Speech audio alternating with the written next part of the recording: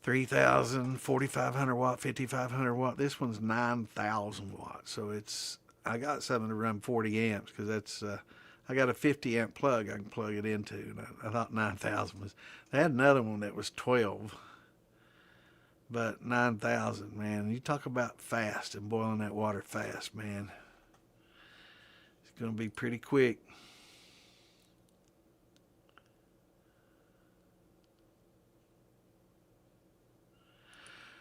Well, which you need to plant more than one, so it's probably not able to cross pollinate. So you got to have some other pairs around it that are capable of being cross pollinators. So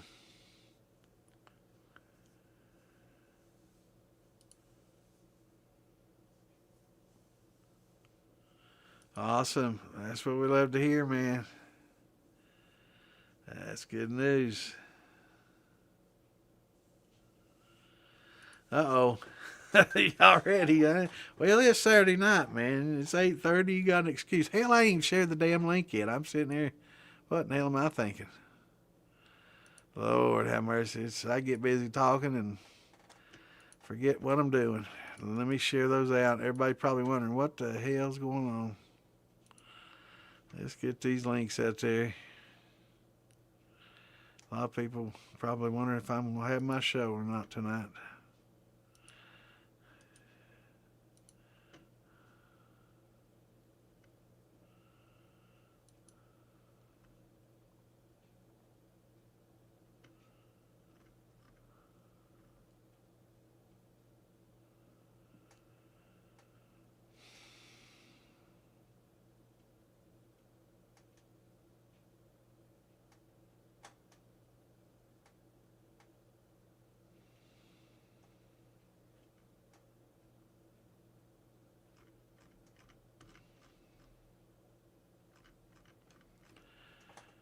Uh,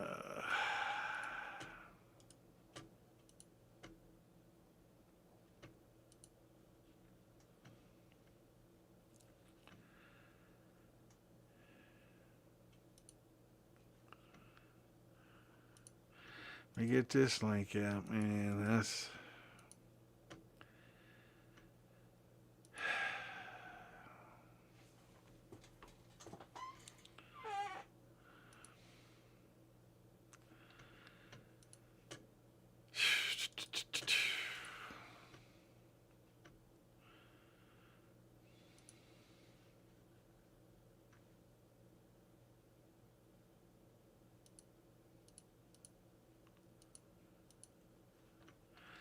get this link out. Yeah, I saw something kind of bothered me a little bit, but we'll keep right on the trucking.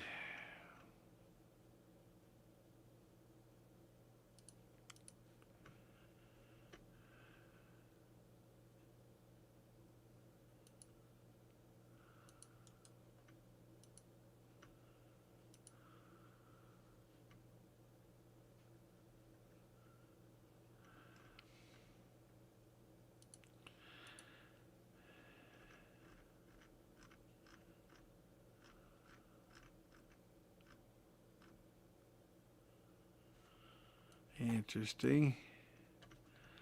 Mark's on a podcast that's going on right now. And he can post it to his page. I figured it'd be on his page for sure. It's not his, but anywho.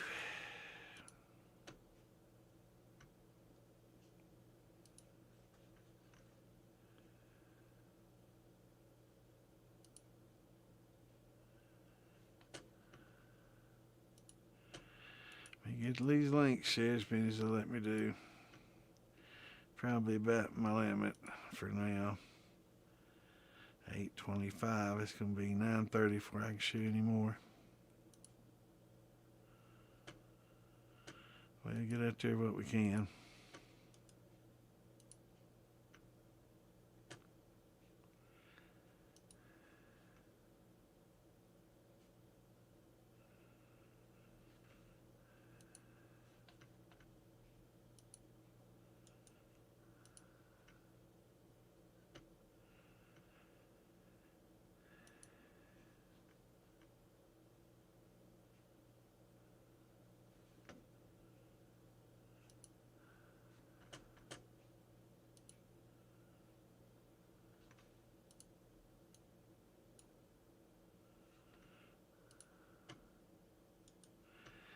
few more if it'll let me. I'm probably at about my limit now.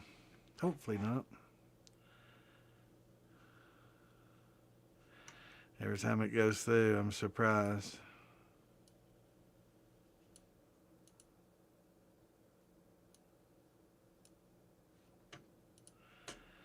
Let's see how many we can squeeze in here. Hopefully Clint's handling any questions right now, if there is any. We'll get right back to you, though. Let me do more than usual, so maybe it just let me do them all. Maybe they took the throttle off. That'd be nice.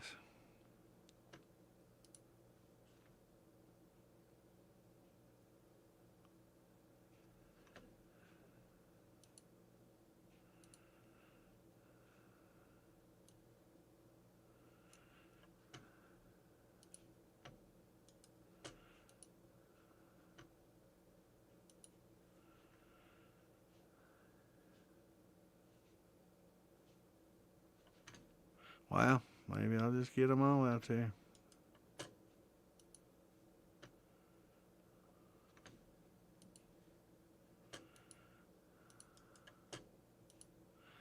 That would be good if they let me.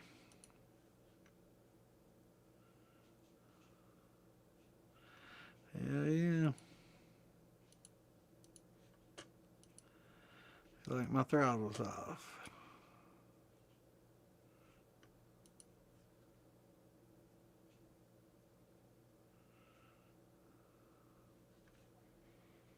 Good deal.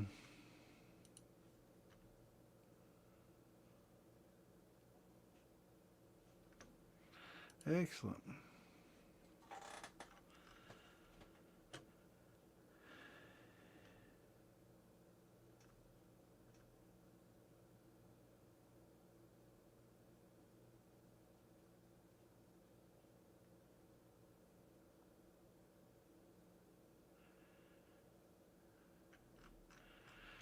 Oh well. Can't read shit. Yeah, it's tough, man. Especially on this screen, you know, trying to pick up. Definitely going to get them to increase the size of that GW. It's definitely hard. What's going on, Mud Grip? Good to see you, brother. That's right, man. That's what it's all about. Making mistakes and learning, making it better. Because, you know, if you're not making mistakes and improving on your mistakes, you know, and I know you didn't start out with the best. Nobody ever starts out with the best ever. You know, we all start out and learn as we go, and it gets better as we go, and that's what we're here for. We're here to keep it getting better, right? You know, we don't want you to reach that pinnacle early, man. We want to just keep it getting better and better every time.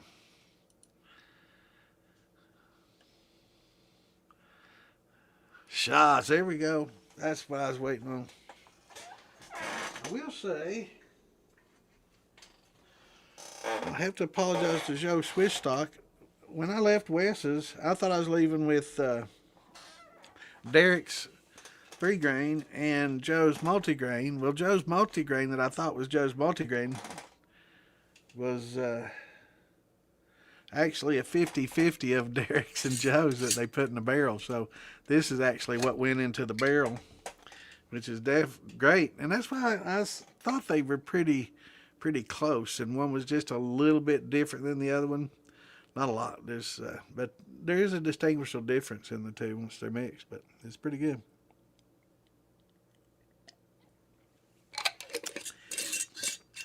Yummy. It's good stuff, man. Damn good stuff. I can't wait to taste that aged. I might put me some oak in there.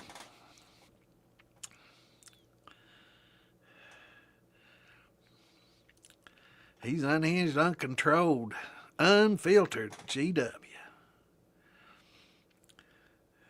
Saturday night, brother. Can't read anything. Yeah, it gets tough, man.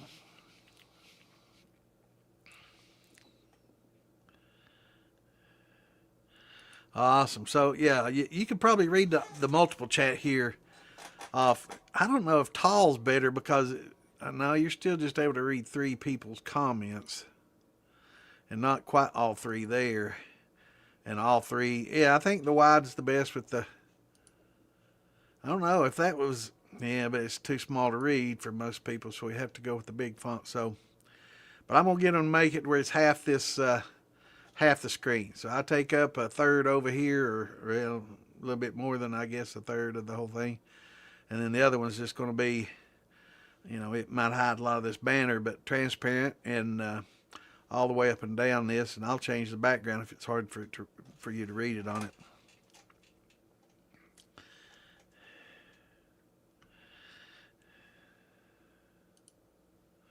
But yeah, we're all here to learn, definitely, and that's why we're waiting on some questions. Yeah, we got two different ones going right now, District 5 and 6. That's awesome. That's awesome. Definitely. I saw the sixth district, which is Tennessee, Kentucky, Ohio, Michigan. So hopefully we can get that one changed. That'd cover quite a few of us, and Ohio, Kentucky, Tennessee. I know a lot of us are in there, and some we got some Michigonians in here. So yeah, definitely would be great. But yeah, the fifth district, I guess that's a little further east. Be awesome. Definitely would be awesome. Hey, Charlene Crawford, how you doing? Good to see you. I hadn't scrolled down to you yet. I saw you on the chat there. Elvin's in the house, going on. Bushmills 12 years, Irish whiskey. Yeah. Yeah, there's a lot of good Irish whiskey. Hello, Charlene. Good to see you.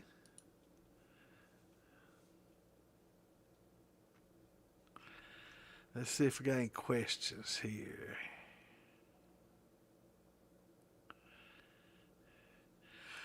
Yeah, I will. Yeah, that's a good point. Jason makes those. I think I may end up going PID because an SCR for that many watts is pretty expensive. PIDs are a lot less expensive, and it's not that big of a deal, especially once you get to that wattage. I don't think it would be, but daggone it, it's gonna heat up the water quick, man. To boil water with and to run, yeah, man, it'd be dripping in 30 minutes.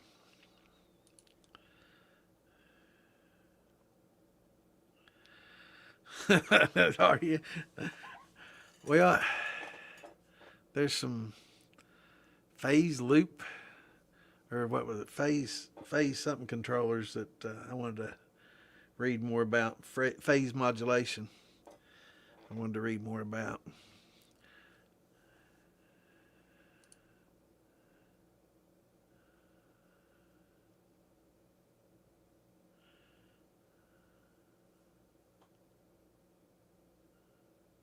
Oh my God, that's crazy, man. That's horrible. That's horrible, man. Yeah, you need a pollinator. Heck yeah. Gotta get started early, man.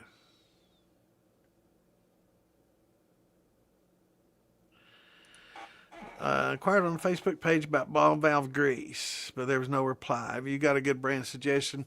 I will say there is a silicone grease that we use in scuba diving, and it's food grade. There's a food grade silicone grease, and it wouldn't take, but I mean, just the tiniest amount on there to help lubricate that ball. It'll work well with it, and it won't break it down. But it's a food grade silicone grease, and a lot of the parts when in our regulators, when we breathe in and out, that comes in and out, those get lubricated with this silicone grease. So I've got a big old tube of it in there that I use on my regulators and stuff, and I use it on some other stuff like that as well. Use it on a lot of the gaskets, to help keep them pliable and seal well. But doesn't take much. You don't want to use a whole lot on it, because if you gob it on there, it might actually make it where it won't hold water anymore. Right? It might leak. So you don't want to create a leak in it, but it might. I don't know. It's just a ball valve. If it does, you can replace it. But that silicone grease is food grade silicone grease, and you can get it in little teeny tubes. It'll be pretty cheap, but it's used in scuba diving a lot and a lot of other things as well. That's right. That's a fact. Make that sour mash with it. And save that grain bed like we talk about, that yeast bed, not grain bed, yeast bed in the bottom. Save that. That's nutrients and yeast, live yeast in there ready to go. Just pour in the ingredients, stir it all up, and it'll reactivate and ready to go again. Won't even need to pitch the yeast.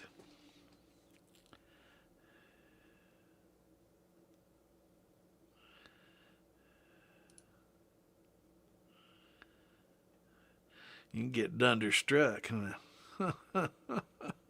Terrible, terrible joke. You've been dunderstruck.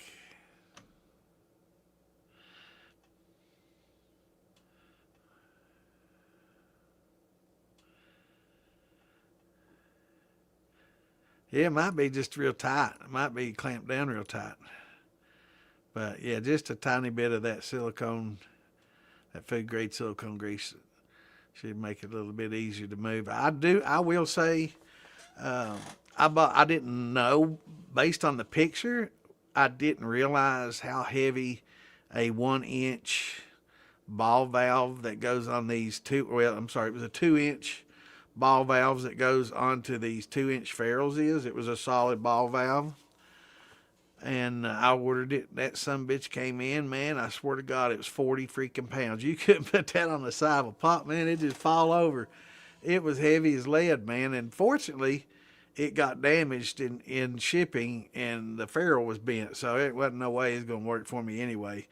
But it kind of saved me, because I hated returning a perfectly functional part. But that sumbitch, man, you talk about hard to open and actuate. Those big valves, man, shoot, you'd almost have to have a cheater bar on it to get it to open and close. It was so hard to open and close. It was very hard to open and close. You had to have it mounted, and but it got bent in shipping, and so I returned it, and I didn't get another one because way heavy, man. I mean, that's designed for like 300 psi, so it's a big, heavy duty. I mean, steel.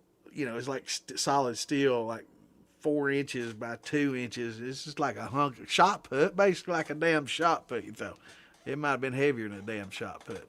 It was crazy, man.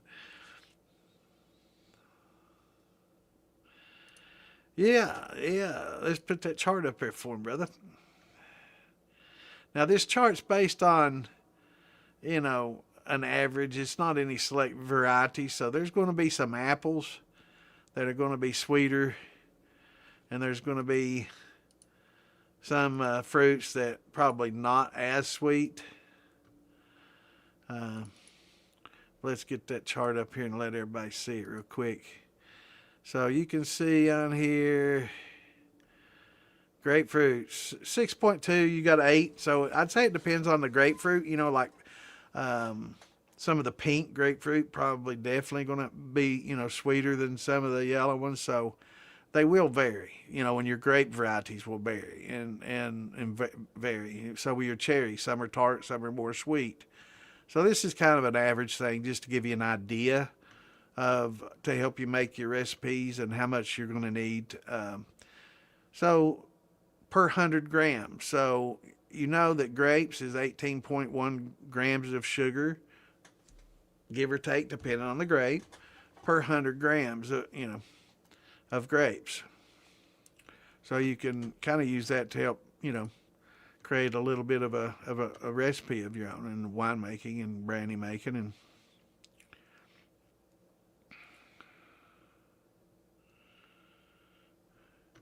so yeah, definitely that chart. That's also in the DIY Shine and stuff, and on the Moonshine Militia page. So anytime you want to grab that chart, it's good to keep on your phone. That way you can quick reference it. A lot of these charts, I keep a lot of them on my phone. That way I can quick reference them while I'm doing something. I don't have to try to get on the internet and search it down and find it, and go to the militia or DIY page and scroll through all the stuff there. I just go to my gallery and scroll down. Boom, there it is.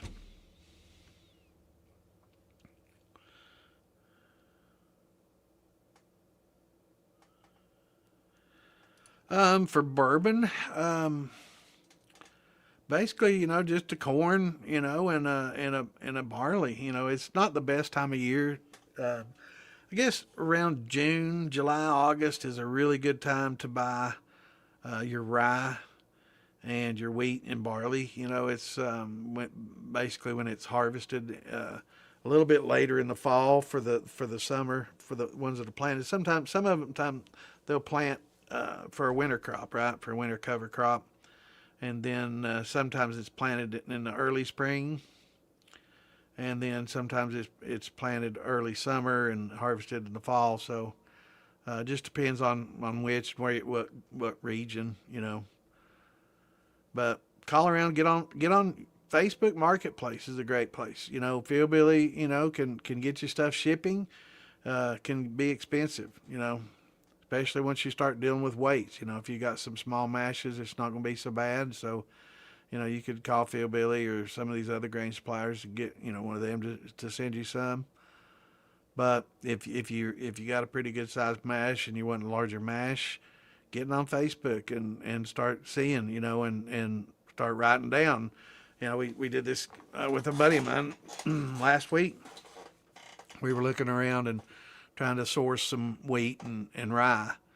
And so we got on Facebook Marketplace. He wasn't seeing anything in his area, so I pulled it up, and I was seeing some in his area, and I guess maybe some of the filters on his search wasn't. He was using his phone, which was I wasn't used to use the phone, so I had to get him to help me, how in the hell do you even find it on the damn phone and search, finally we got it figured out, but much easier to do on the PC, I'll say, or a tablet.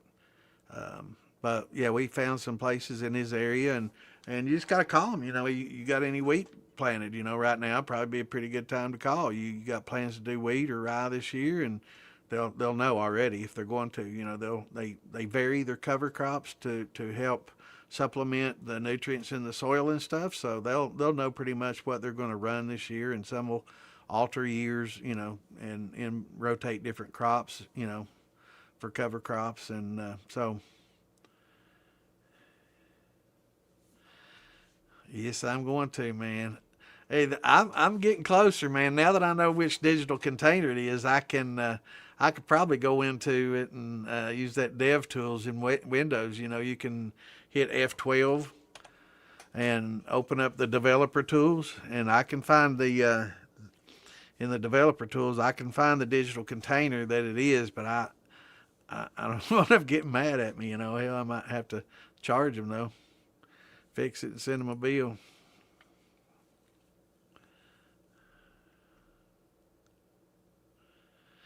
All right, time to take a sip. Got GW calling shots. Oh yeah, Shadow. I think our buddy Shadow's in the hospital. I forgot to mention that. So let's all say a prayer for our buddy Mark in the hospital. It's for you, brother. Hope you're watching.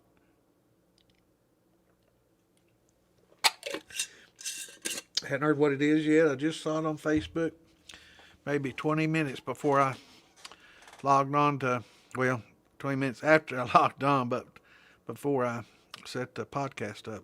So definitely have to find out what's going on there. Yeah. Hope he's doing all right. Not sure what's going on.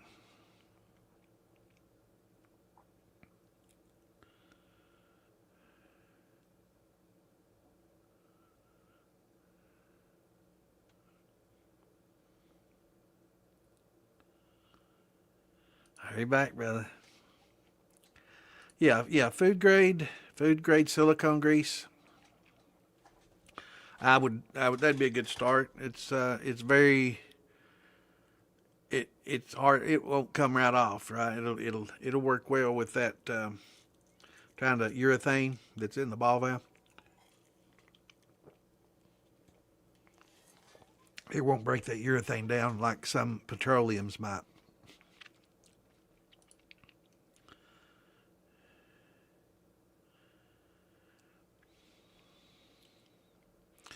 Yeah, that Jameson's pretty good stuff. It's on sale right now too. I might have to get me some of that. It's Santa. Yes, ma'am. And I'm behind. Oh, about 12 minutes. Not too bad. Oh, thank you for reminding me. I forgot to pop a chat back out. Thank you.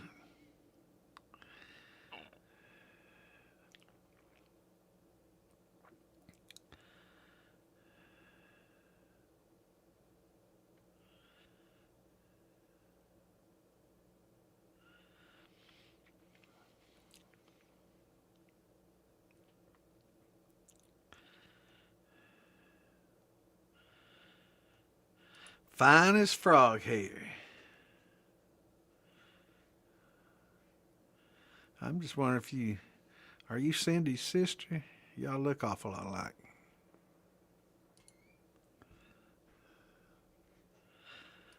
We all are, brother. That's what we try to get that way anyway. That's the whole purpose in drinking, ain't it? Get a little bit retarded. I had to say, glad you showed up. I was wondering what the hell you saying. Well, why'd you show up? Well, why wouldn't she, Clint? I was wondering what the hell. That's that damn autocorrect. You want to start typing that shit, bro.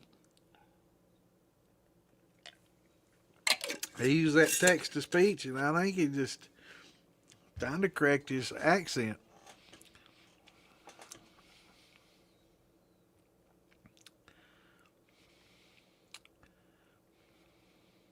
That's interesting. I've never used AI for that. I use it for artwork and I use it to search the internet for things, and used it for those two things. But I've never used it and for making a recipe. That'd be pretty interesting.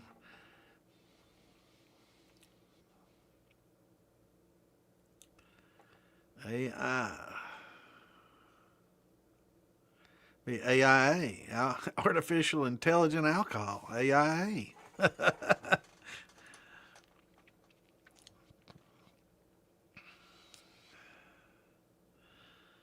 Yeah, I think this is about 100. This is about 100, 110. Damn good, man. That jar won't last long. You can tell that one and Derek's both are going pretty quickly. I don't want to. I don't want to just get hammered and drink it all in one night though. It's just too good. I'll have to drink something else along with it.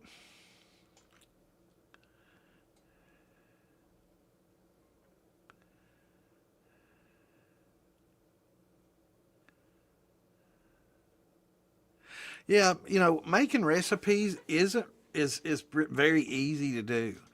Uh, Once you have a hydrometer, that's one of the biggest steps in making your own recipe is because with that hydrometer, you can get your gravity. So you'll know if you need to add more fruit, you know, need to add more grain, need to do better at converting. So it's easy to make your own, especially with fruits and syrups like your tequila syrups and stuff. So and your rums, do I need to add more molasses? So it's pretty easy to do once you get a hydrometer, especially when you're talking about brandies and making different brandies. Uh, but of course, fruit's expensive. So once we get to a certain threshold, it's like I can't afford just to do an all fruit, because that sometimes even using all fruit's not enough because it's just not sweet enough to produce above a 1040, like an apple. An apple juice, all the apple juice I've ever dealt with has been a 1040 or less.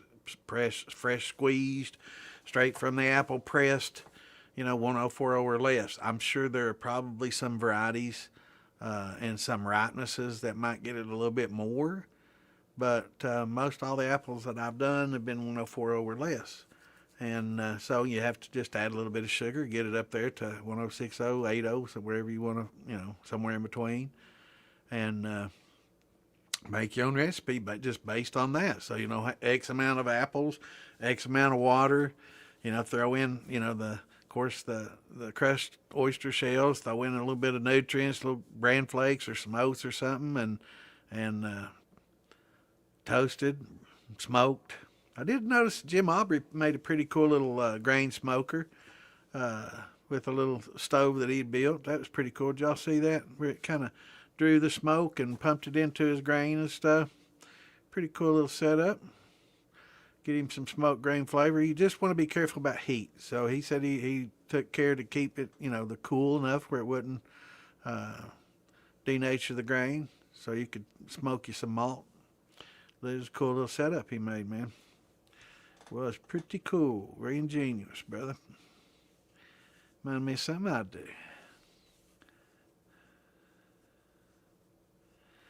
But yeah, it's but once we, if you're using the high temp amylase too, so having that hydrometer helps us with a lot of the brandies and how much sugar we're going to need, and using the high temp and glucoamylase and beta glucanase definitely helps, make a lot of grain recipes because we're not so concerned about diastatic power anymore. So a lot of these recipes were based on the diastatic power. You had to have enough diastatic power in the grains that you're using to convert it properly, right? So they would worry more about ratios in diastatics to get the conversion power, and we're less concentrated on flavor. Now we can 100% focus on flavor and not even worry about the diastatics. I mean, we can still use the malts, but we don't have to worry about the percentages and is it going to be enough to convert and all this, that, and the other. We can just use some, exogenous enzymes along with it and make it work, right? And use any combination we want. So we can substitute some good flavorful 2-row in exchange for some of the maybe less flavorful 6-row and get a good combination, and a lot of people, especially those in Ireland, I don't even know if they get a 6-row over there. Everything's 2-row over there. So, heck yeah.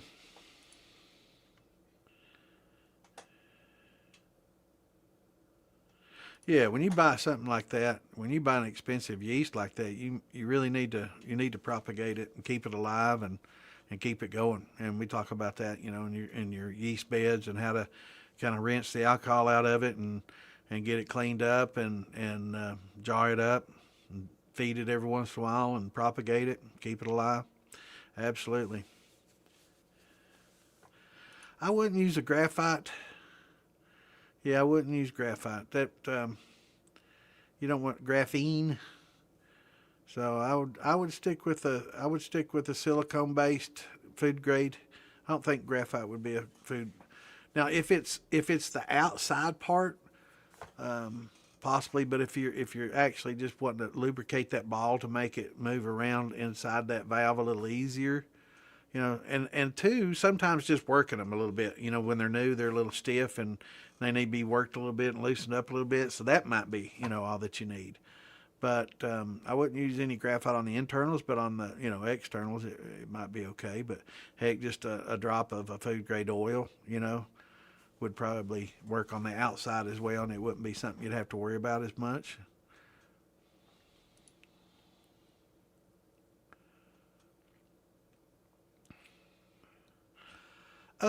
Again,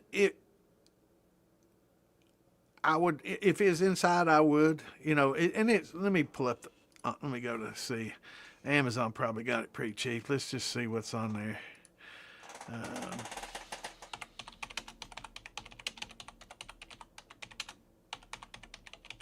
Because we use it in the dive thing all the time. Here's a 1 ounce, 1 pack, $7.99. I'm sure here's $5.99 for a 10-gram tube, small tube.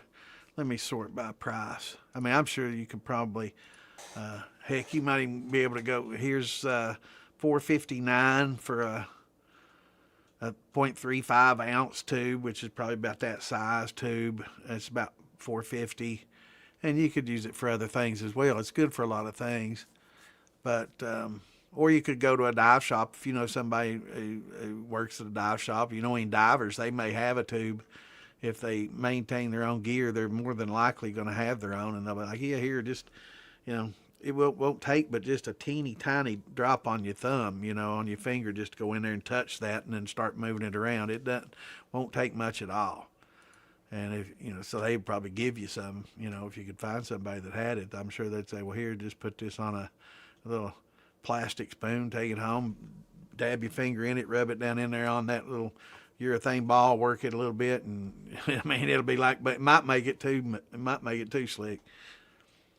But on the inside, I would want food grade. I wouldn't want anything that's going to taint my liquor.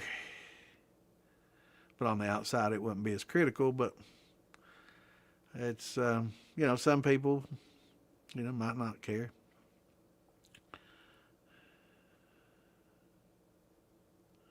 Yeah, the butterfly valves. Now this one was a ball valve. The butterfly is not quite as bad, but this ball valve, man, it was huge, bro. It was that big steel. I mean, it was that long of steel, that big around and solid, man. Oh my God! I guarantee you, it might have weighed more than 40 pounds. It was like shot put, literally like a shot put. It was heavy as hell.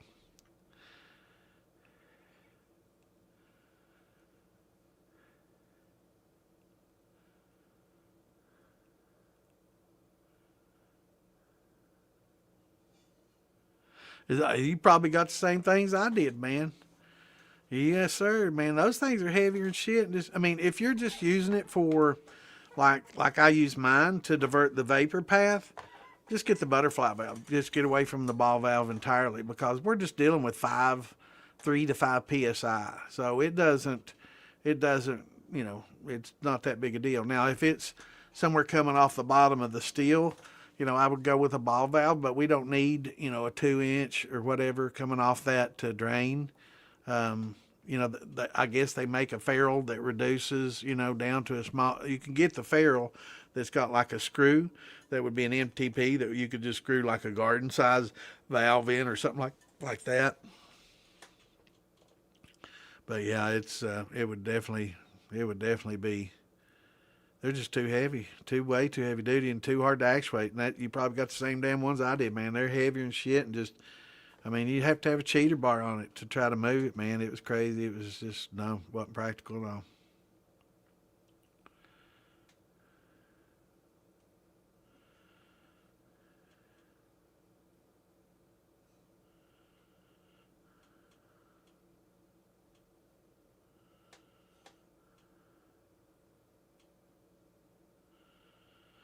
Yeah, you wait till you try to turn that valve, man. I'm telling you, you're going to have to put a bar on it to make it, because I'm telling you, bro, those were tough.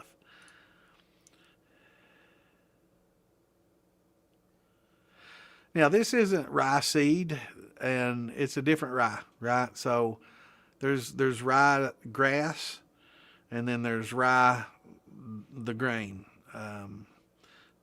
And everybody, there's a lot of people. I've had people come and say, "Oh man, I found this deal on rye at Home Depot and at hardware store. Man, it's cheap as hell. It's a good deal."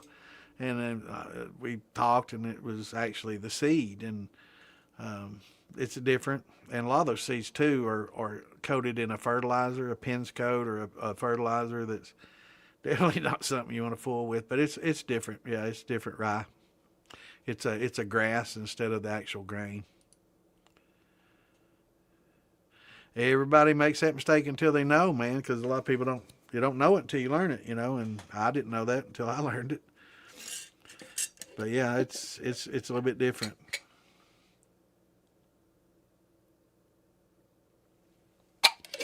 Yep. Shadow is in the hospital, brother. Let's keep him in our prayers.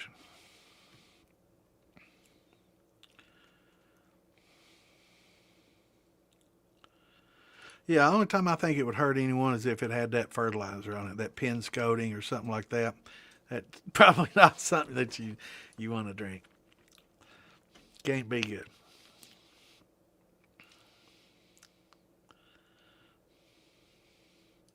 Yeah, if you get a butterfly valve. That's what you want. Yeah, get your butterfly valves.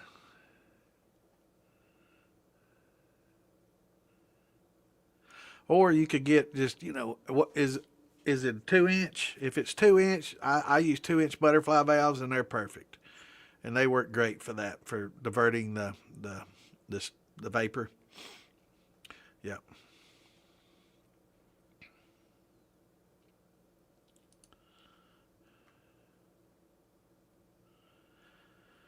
That's right, man. When you order hydrometers, order 2 or 3, and you'll never break the one you order. If you order just one, it'll break next week. Found that out the hard way.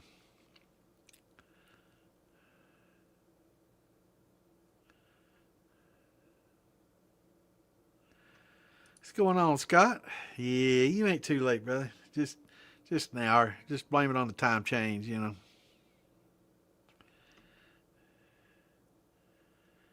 So technically, it's 8 o'clock for the time change. I don't know about y'all, but I was tired this afternoon. I had a nice day though. We got up to in the mid 50s today. I want to see this weather, what it got coming, because it's coming, man. We're not gonna get the snow event like the Northeast, but it's gonna be right at the. We're gonna get some bad weather out of it for sure. Oh my God! So today, this is Kentucky weather, and this is how those barrels work. Well, tomorrow, high 74. Sunday, high 74. Monday, low 20. 54-degree difference, man. That's crazy. That's Kentucky, man. So between tomorrow afternoon, it's going to be windy, to Monday night, 54-degree change. That's quite a bit. But yeah, James Aubrey's his little smoker not only smoked the grain, but it was smoking the water. So I guess he's going to use that smoked water to mash with, to give it that smoked flavor to start with. That'd be interesting. Pretty cool. Pretty cool idea. I like it.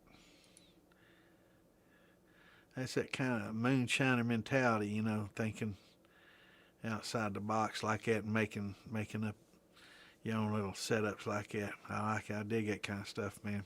Good deal.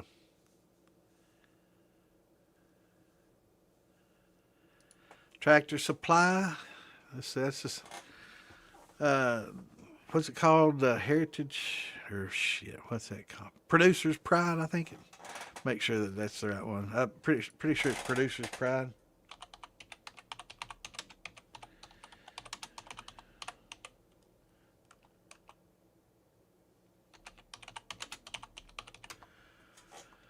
Yeah, Tractor's Pride, Producer's Pride. Yeah, that's good stuff. That's what I use in the corn, the whole kernel corn and the cracked corn, both good stuff. So if you've got I always recommend getting the kernel instead of just the cracked. I mean, if you're going to use it right now and you can get it fairly fresh, the cracked is fine.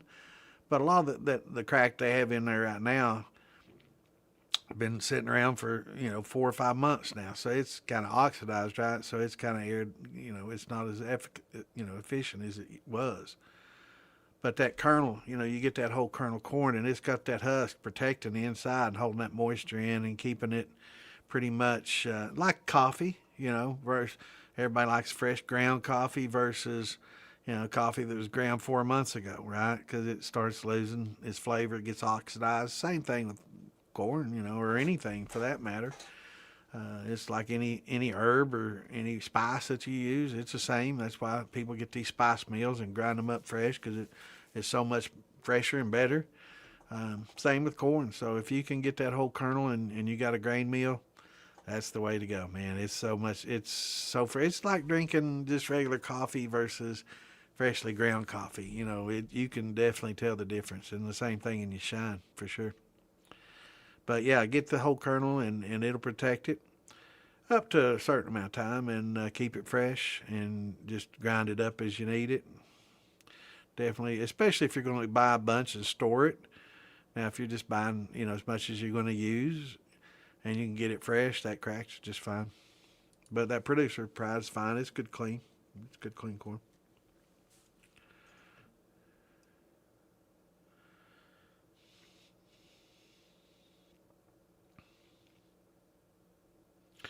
Yeah, you can use about any grain that's got, starches and stuff in it. But yeah, it's not gonna be. Yeah, I've never had any fescue whiskey, man. I don't know. I'm sure if it's good, there'd be some fescue shine out there, but I never heard of it. Next thing you know, people be that's the next thing. Fescue moonshine, it'll be the next rage, man. You wait. Or millet moonshine.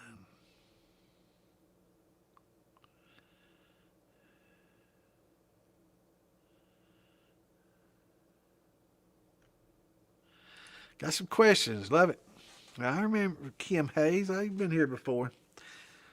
Have some questions. I want to rerun on a gas burner my existing stock of shine. What proof do I take it down to less than 80? And to rerun to be safe. Also, in a 5 gallon run, how much 4 shots in the heads? Well, if it's 5 gallons, they say about 50. But since it's been run before, it's had a lot of that removed, so it's going to be much less than that.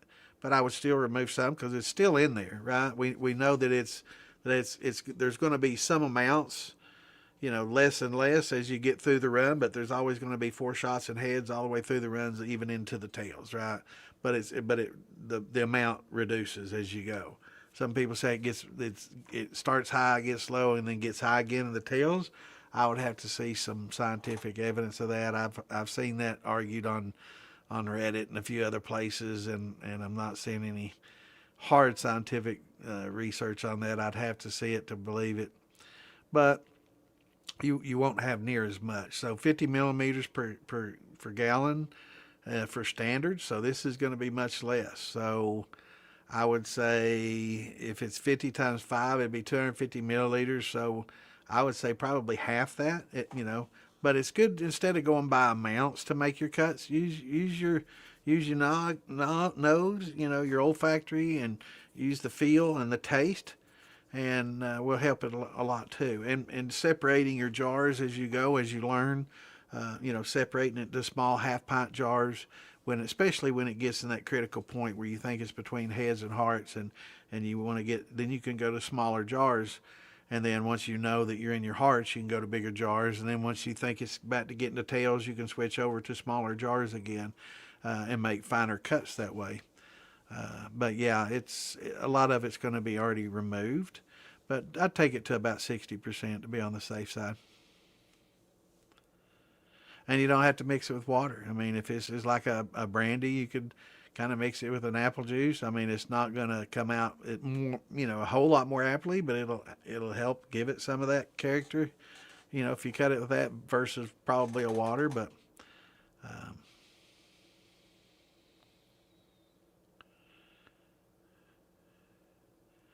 but yeah, it's going to be less. It's going to be considerably less. So if you just want to go by the numbers and you haven't learned to do those cuts yet, I would say half or less easily. So it's not going to be a whole lot, but it's good to try to train your nose and your palate to taste these differences. And also it depends on what you're going to do with it, Kim. If you plan on aging it in a barrel, or you plan on putting some staves in there, or putting it in one of these stainless barrels or something like that for a long period of time, and jar aging it, cheating a little bit, getting a little headsy and a little tailsy. Not a whole lot, but just a touch on each end. Will estrify and can estrify and give you some pretty interesting character in the long run. If it's something that you're going to drink as a white dog just straight off the tap within the next few months, then you're going to have to make tighter cuts.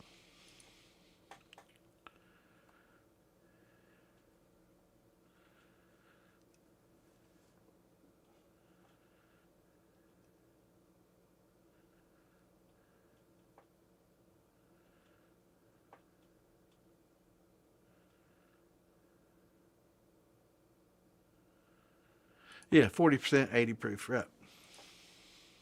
I knew what you meant.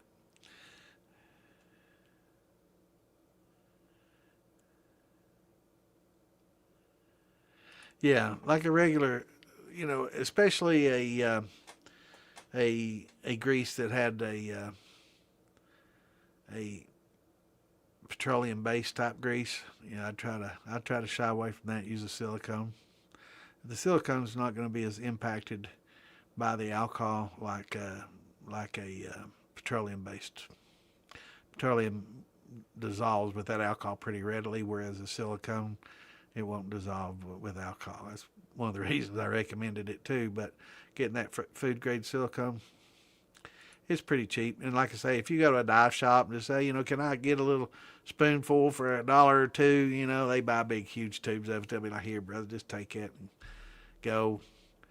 Yeah. And it's good for a lot of things. It's good.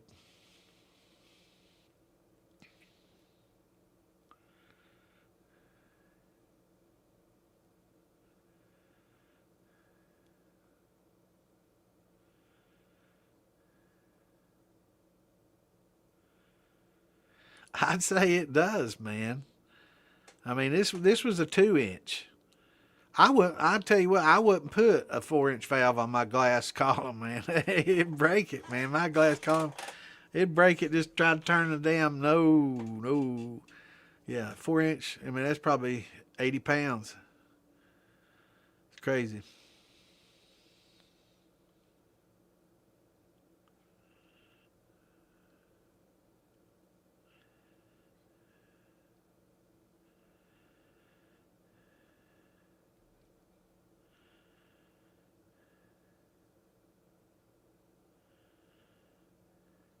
Yeah. Barley's pretty tough for me to source. You know, rye, I can get wheat and rye left and right, but and you probably can too if you do a little searching. 'Cause it's pretty commonly grown everywhere, especially for cover crops and stuff. And a lot of times they'll alternate between a wheat and a rye. But barley is a different grain, man. It's you know, a lot of people around. If anybody grows around here, it's for the big distilleries, and they're tight-lipped, man. They won't sell. You know, they contracted out every single grain down to a mouse meal, and you know, they ain't gonna let one grain go. You know, that they're contracted. They buy up every bit that they can make, and as long as it has X amount or less of moisture, they'll buy it. You know, and they don't make it for packaging and selling. So the barley's a much usually for most everybody. Barley's going to be your toughest thing to source unless you just happen to be in barley country, you know, where a lot of people grow it and might have extra. But and that might be a good thing for those listening out there that have some farms that are capable of growing barley. You know, it's a you know, there's a big demand for it out there. You know, wheat and corn, rye. You know, wheat, corn, and rye, common, cheap. But the barley, it's a little bit more expensive, kind of like, you know, hops for beer. You know how expensive hops are. You know, at one point in time, I was considering growing hops. Hell, I think you can make more growing hops than you can growing weed back in the old days, man. I'm telling you, man, it's crazy. Those hops sell they high dollar. They are very expensive. I'm pretty sure I heard somebody say shots. I don't know. Maybe it's my imagination, but damn it. Mark, get better, buddy. I need you. Can't get drunk without you, brother. Here's to you, my friend.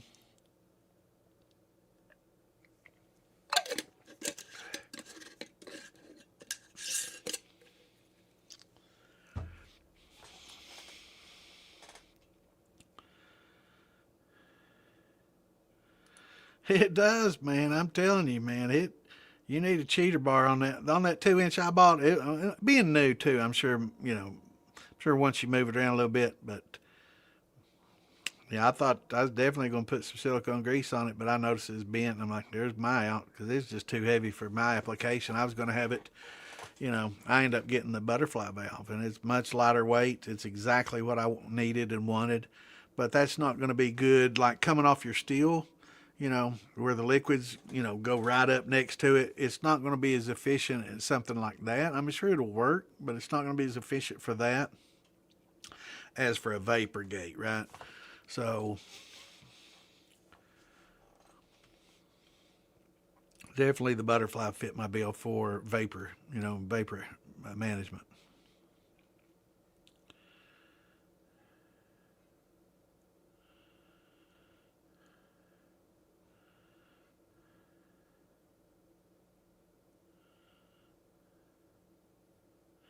I'm sorry I didn't get to your questions quick enough, Kim. I try to give the long-winded answer.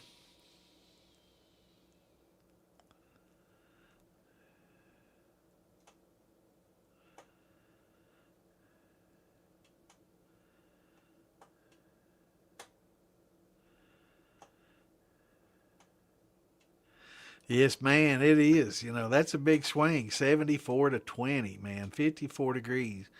That's going to add some character. And that's something a lot of people don't think about is, you know, when you look at 4 years in a barrel, well, if you have 4 years of mild weather that doesn't have a lot of temperature swings here in Kentucky, it's going to produce probably a whiskey or a bourbon with less character than some tumultuous weather with some big weather swings like this. So last year was pretty bad. This year's been bad. So if we get another couple of years of this really cold to warm like we are, that may produce some of the best bourbons, 4 year olds that come out. So yeah, a lot of people don't think about that.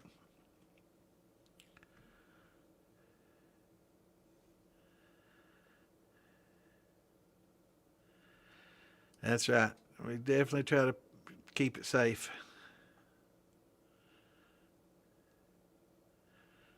Yeah, 50, 60 proof is fine. Just less than 80. 80 proof is definitely starting to push the limit. Some people say, oh, it's fine. You can do it just, 120 proof. It won't hurt nothing.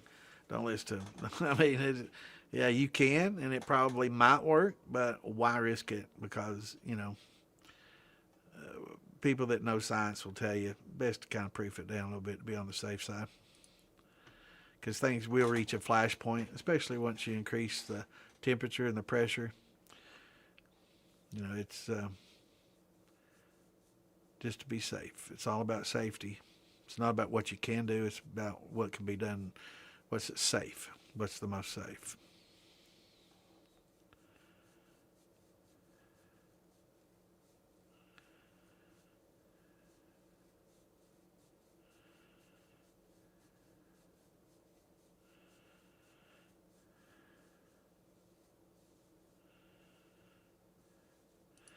We had that tonight.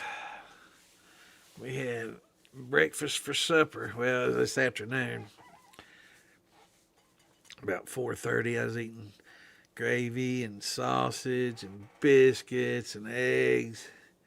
That's why I had me a big old nap. I woke up and I'm like, holy shit, what time is it? 7:16. Like, man, I thought I could have easily slept a couple more hours, y'all.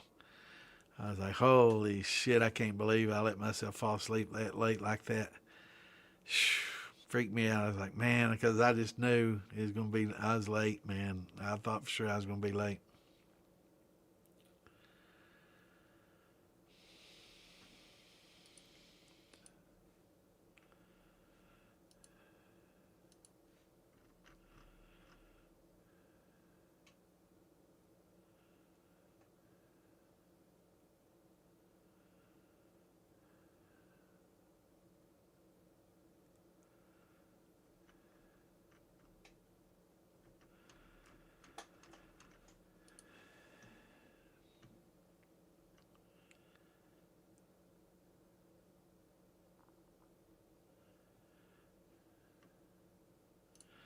Heck yeah. And a lot of people don't realize it that the cornmeal that we use, the yellow dent corn, is the same corn that's used to make a yellow corn meal. And a lot of people don't have any idea of that. They think it's all about animal feed. That's corn coming in that bag now. That's animal feed there at Track Supply. But I will say that even the producer's pride, I've learned from that it's got a propionic acid that's sprayed on it to keep it colorful and fresh looking and yellow and shiny and glossy and pretty. And there is probably keeps it preserved a little better. So be sure, if you want to rinse that and get that off, that would be fine. To kind of before you grind it up, kind of rinse it and clean it up a little bit, through a screen, and then Maybe let it dry if you want to. Some meals will do dry only. So that'd probably be a good idea.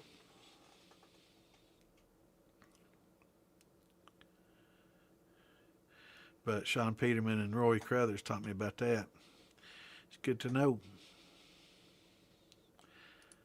You're welcome, Kim.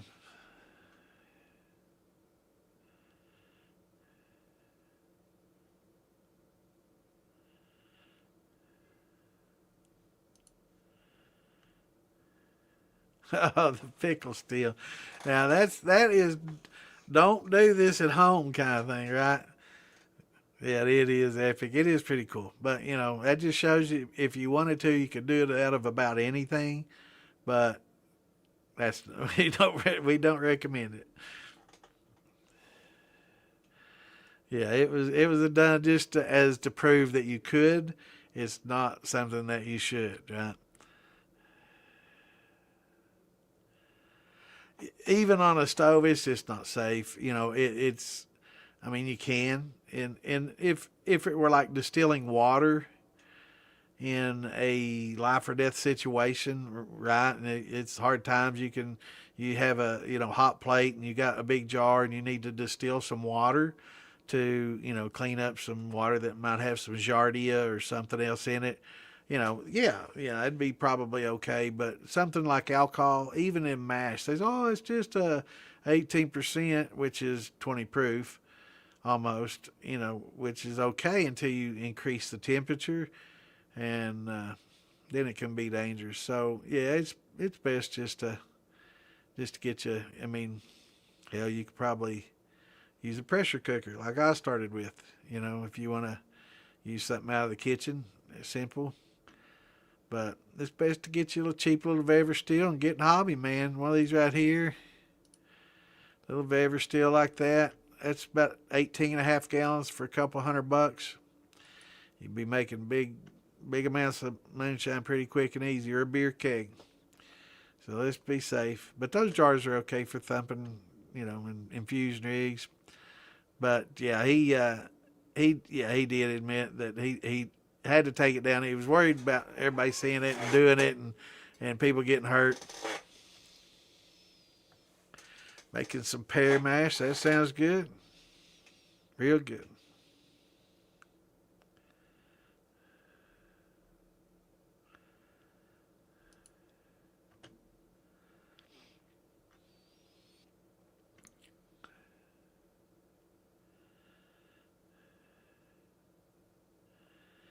All right, let me pull that chart up for you for your pears. Let's see, and hopefully you have a hydrometer. But yeah, it's pears are about 10% sugar, right? So it's 10.5 grams per 100 grams of fruit weight. So that's about a 10%, sugar by weight. So they're pretty good, but the flavor is very delicate. So choosing a good yeast to go with a pear would be, something floral, to give it that to pull that pear and those light, delicate flavor notes out would be a good choice. But yeah, pear makes a good wine and some good brandy. But it's you got to be really careful when you make the brandy, and try not to get its proof up too high, because it's easy to kind of lose that delicate flavor of that pear. But yeah, it makes good wine too.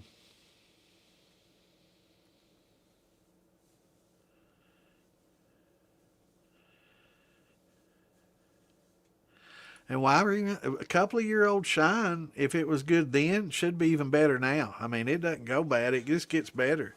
So, I drink a little bit of it first because it doesn't go bad as long as you got it proofed above, 80, I guess. It shouldn't there shouldn't be anything in there to go bad. But sometimes if we learned 3 years ago, sometimes 2 years ago, it isn't all that great, and we want to improve on it, and we get a column now, and we're going to clean it up. That I can understand that, but try a little sippy sip of it, because I've noticed jars that I've had that have improved just over 4 to 6 months of age. So a couple of years, even in a jar, can improve the flavor. So give her I'm sure you've sampled it, but try it out.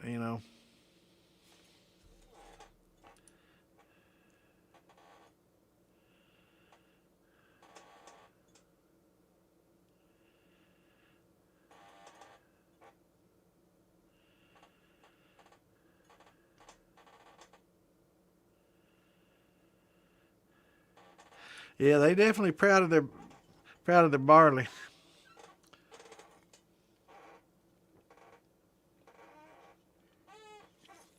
And those farmers are too. They don't make it just for anybody.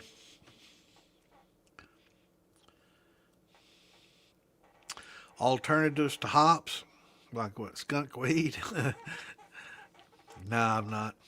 But I did when I saw the cost of hops. I was like, damn, man.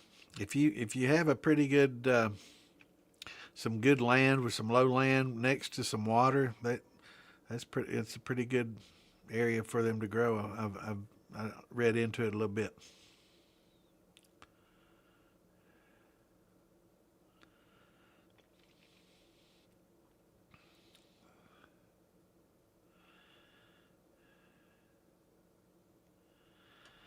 Yeah, hopefully he gets better soon, man. Definitely need to give him a shout, see what's going on. Yeah, I'm aware. I'm aware.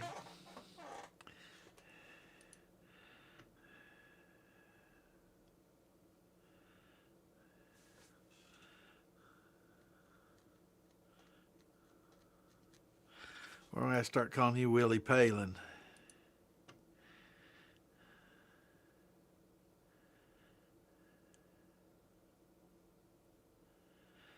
Yeah, gas burner is good. It's gas burner is fine to it's no different than using a turkey fryer on your propane, right?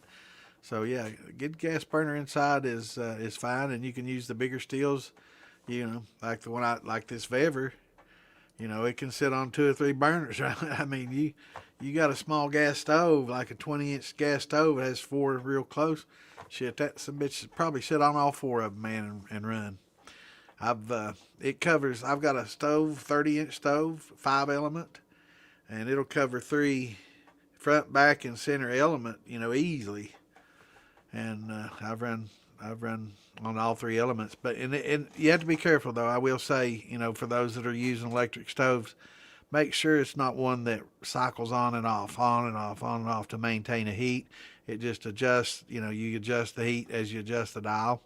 Less thermostatic controlled when it gets to high.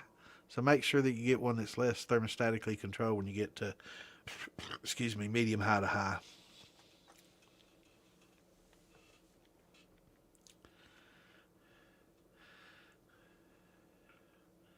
That's good. That's good.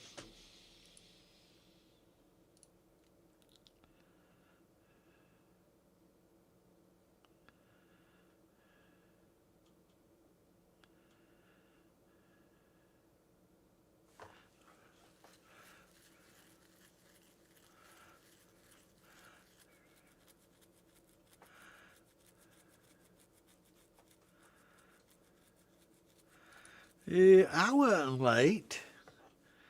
I started at exactly 8 o'clock. Thank you very much. You just internet lagging, man. You were lagging. I did. I was reading something on Facebook though. It's easy to do. I start looking at all these groups, open them up, getting ready to share, and start seeing what's going on and seeing some stuff on there.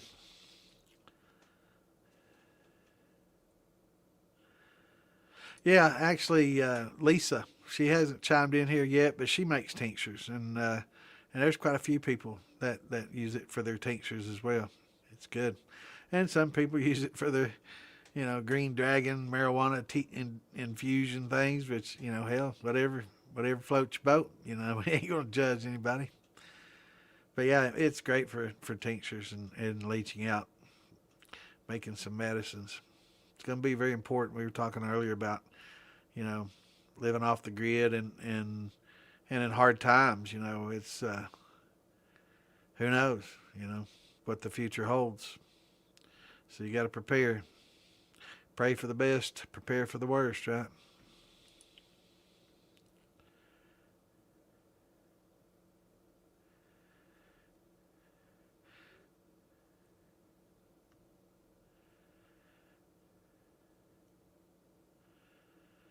Yeah, a lot of people use pure grain, and something that's really strange that a lot of people don't realize about pure grain is that not everywhere can you just get 190 proof pure grain. There's certain states that don't allow anything higher than X amount, like Ohio, I think maybe 130.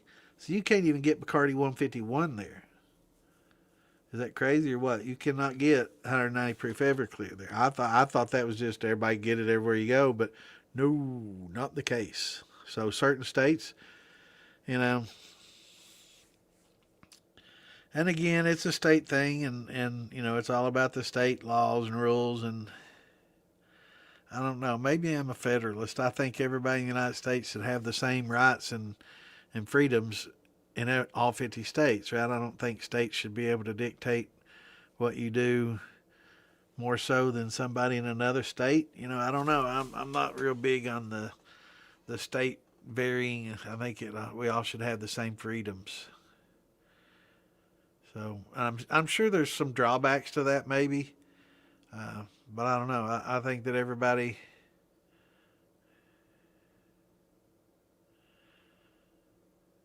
Is it 151's the limit in Ohio? I wasn't sure what it was, but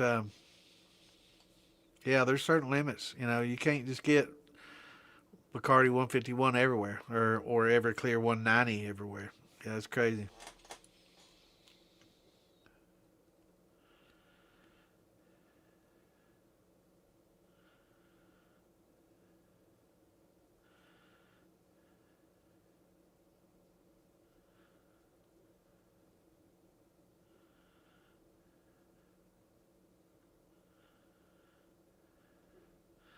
Ferment garlic and honey.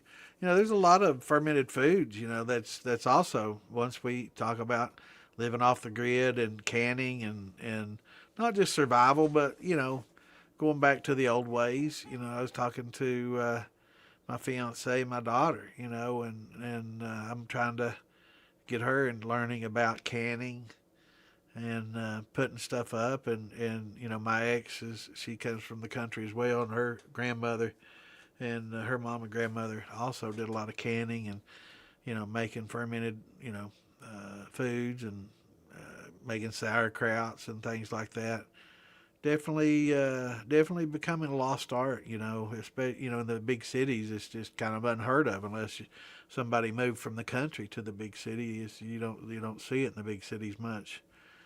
Um, so learning those techniques is very invaluable, and having a little small distiller like that, not just to make whiskey, or liquor, but that liquor is also used in tinctures, right, to make medicine. It's also used for cuts. It's also used for hand sanitizers. It's also used to, an antiseptic. It's also used, for so many different purposes. We can use those heads for fire starters. We can use those, acetone, to clean things. There's so many different things that it can do, and its purposes. So it's not just liquor, and being able to use that same little still to make, to distill water, to drink. We got to have it, not, you can't just give it out of the creek anymore and drink it. You're going to get sick, So,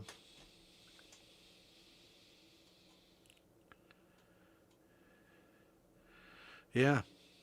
And, there's a lot of turmeric, you could add some turmeric to that and beef it up. That'd be a good addition to that.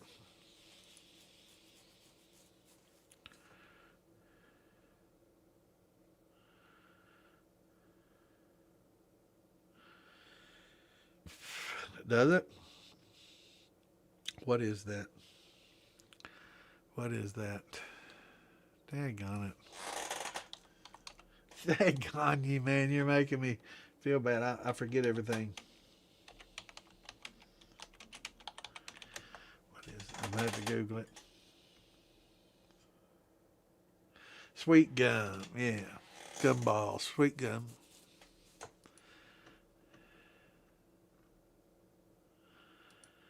And then there's it's not the chestnut. See, you're thinking of sweet gum, I'm sure.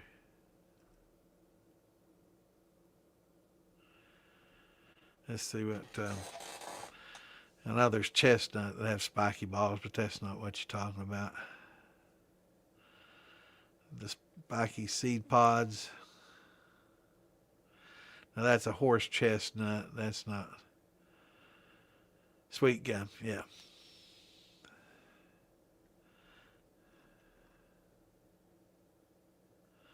Not the chestnut, but it is the chestnut family. Yep. Let's put a little picture of that up there. Yeah. I love this, being able to add files and share it with everybody. It's so much, it makes it awesome, doesn't it? There. That's the spiky ball you're talking about. That's from a sweet gum. What's going on, Frank? Good to see you, brother.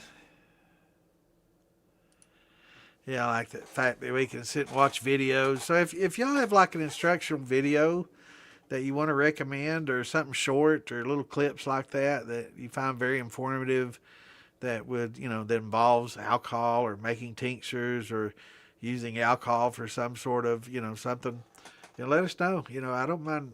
We've sat and watched videos in the class before. I love it. So there's been some informative videos that people have shared in the past that, hell, I'll go to YouTube, pull it up. I mean, they don't care. I'm not monetized, so I'm not profiting off their videos and stuff, and they put it out there for people to watch. So it's perfectly fine for us to do that. We're not violating any copyrights, because I'm not monetized. I don't get paid for this. This is all volunteer. Never made not one red cent. Right? Remember the older days, they called it a red cent? That's when it made with copper. Not one red cent. But yeah, there used to be an Indian on the penny, so they called it a red cent. That's probably a racial thing now that a lot of people would frown on, but yeah. Yep, I not made the first penny on it. Don't have anything. I do have the group vests. I guess that's the only thing I've ever done, but I think I make less on a $100 vest than people make on a $20 t-shirt. That's for sure. I make about, once everything's said and done, maybe about $8 to $12 on a $100 vest. And I think they make more than that on a t-shirt. But I'm not in it for the money. I'm just wanting to share the love and pass on the knowledge. And I made the vest for everybody that wants to join. They're perfectly fine. And I'm going to show it right now because I'm shameless.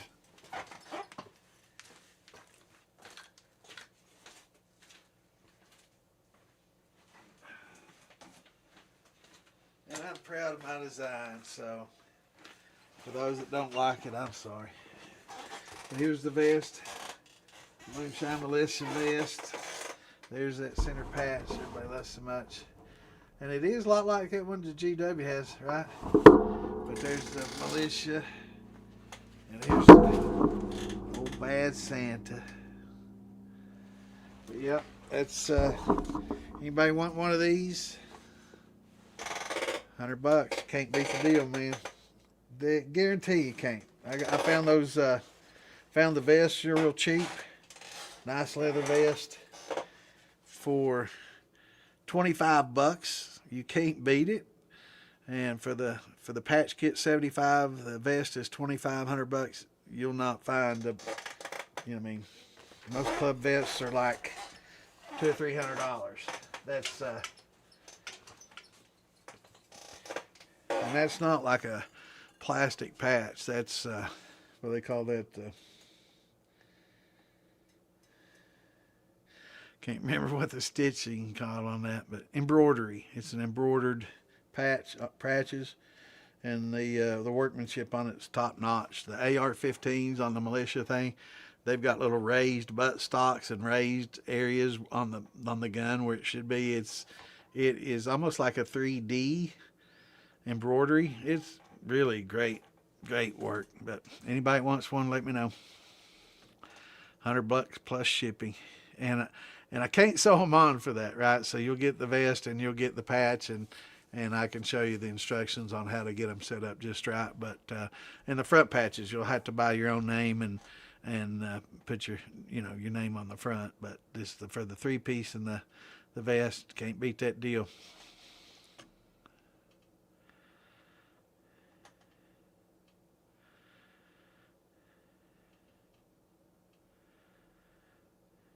I wasn't aware of that. I don't know, man. We're gotta be careful about what we talk about on here. I don't. We got in trouble about talking about certain things before when it came to, drugs and stuff. Oh, they're real funny about that. Um, but yeah, tinctures. Making tinctures and using things as long as it's safe and you're following a guideline. I can't imagine them not. But not all people on in Zuckerberg's circle really is fond of the moonshine community, and I think if marijuana is probably a little more tolerant to them, but what they don't realize is moonshine is legal in a lot of states, so they need to learn that this isn't the forbidden thing anymore. About time for a drinky. Damn it, I miss my brother. Get better, bro. This one's for you, my friend.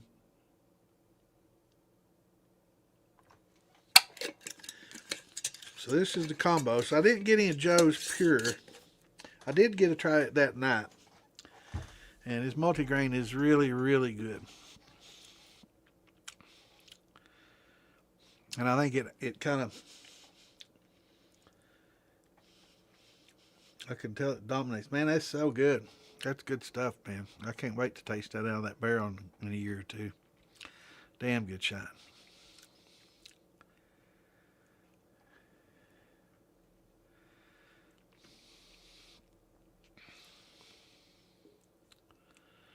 Yeah, and we know what synthetic versions are like, right?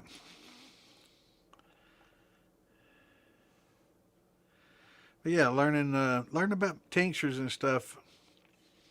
Lisa and them do a show on Thursday, and I was wanting them to do a more educational thing. Now it's just kind of the gals getting on and do their little chat thing, but we really need. I think her and Mark do more of an educational thing together and talk about tinctures and I just really pro education. I love the any of the educational podcasts that we do. I love it when Wayne and Amanda get on here and do their thing. Anything that's educational, man, I'm 100% behind. And promoting the craft and the hobby, absolutely. And I'd love to get more people involved in like canning. I love Cyrus's stuff, Off the Grid Living. If y'all haven't watched that, you definitely got to check out some of his stuff. Definitely got to watch Wayne and Amanda's stuff. Definitely great stuff. When they had Woody on talking about yeast was excellent. Anything to do with education, though, I'm behind you. I'll push you 100%. I'll get your name out there and love it, because we can't get enough of that, and to keep the craft alive and keep it going, and keep it safe, and I want it to be knowledgeable people. I'm not going to browbeat anybody, but there's some podcasts out there that are putting out a lot of stuff that's kind of garbage, and I'm not going to say names. I'm not talking about anybody in particular. I'm not picking on anybody, but some people just do it to not for the right reasons. Let's just, I'm not going to be disingenuous, but they do it for the wrong reasons. They're doing it to be seen, and they don't really probably have enough knowledge to be doing what they're doing. And I don't want to come off as that guy, but, at the same time, when you start promoting things and saying things are safe when they're not, and doing things like that, it's not good for the hobby, and it's going to get somebody hurt and potentially get your ass sued if you don't watch what you say. So,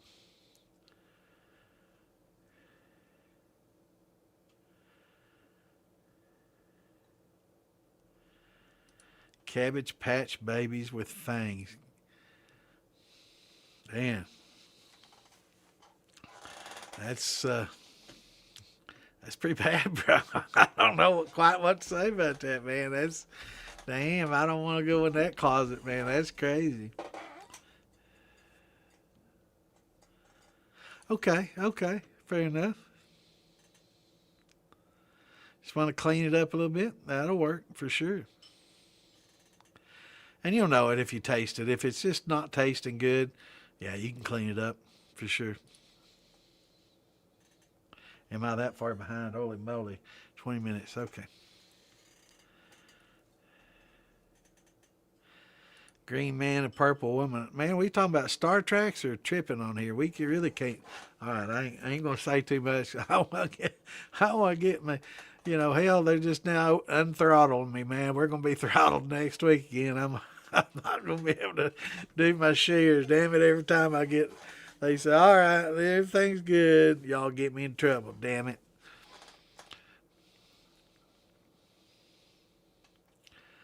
Um, Proofing, absolutely distilled. 100% distilled. And if you want to add a little citric acid, just a touch. Now, I don't mean a whole bunch. You know, people, oh, you tell people to. Just a touch of citric acid, just enough to get the pH below 7, right? You want it slightly acidic, and that's just to keep things from saponification. So if you get something that's alkali or high, pH, you can get saponification, right? So if you have a lot of fats in there, you mix alkali with fats, you get soaps basically, and it can make your distillate, and it can make it soapy tasting if you have a lot of oils. If you're using some of your red corns, not Jimmy Red, but the what's the other red corn? It's well, Jimmy Red a little bit, but the what's that? My mind, man, I'm losing it. But some of your red corns with a little bit more oils, any of your high oil corns, mixed with high alkali when you proof it. If you proof it down with some high alkaline, especially if you got some tails in there with some oil, Bloody Butcher, yeah. It can saponify, right? It can start mixing with that oil and create little floaties. It looks like a snow globe. And and that's basically what's happening is you're saponifying some of those oils in there with some alkali. So alkali is great. It's great for your fermentation. Having that alkaline in your water, calcium in your water is fine. You can add some acid and have that calcium in there at the same time, and that's fine because you really need that calcium in there. But there's Miss Lisa. You snuck in on me. We were talking about you and your tinctures. But um, yeah, it, distilled when you want to proof distilled with slightly acidic would be optimal. Good to see you, Smiley.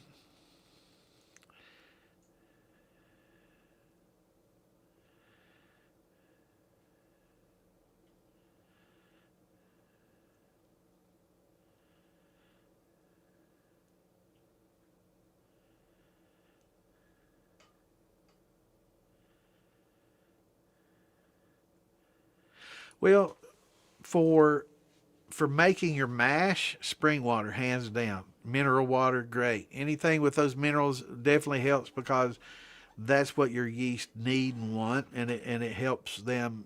Gives a. It's not your nutrients, but it is like a subnutrient. It's something else that's beneficial, like a vitamin. Instead of it's not necessarily a food, but it's a supplement, right? But when you want a proof, it's best to use a distilled.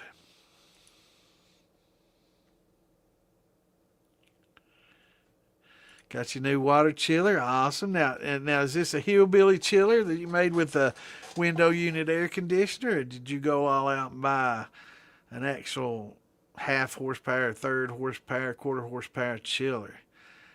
For those that haven't seen it, you can get these window unit air conditioners, and you can take the coils and bend them and like have your air conditioning unit sit on. You have to take it apart, of course, and you have to follow the instructions, but you can literally take these coils, and as long as you don't crimp your copper lines, you have to be very careful how you bend it, but you can bend it down and set it in the water, and it will actually form and create a water chiller, right? And we call it the hillbilly chiller. Now that's the old moonshiner's way, but yeah, they've got some Bever and some other products make some good chillers.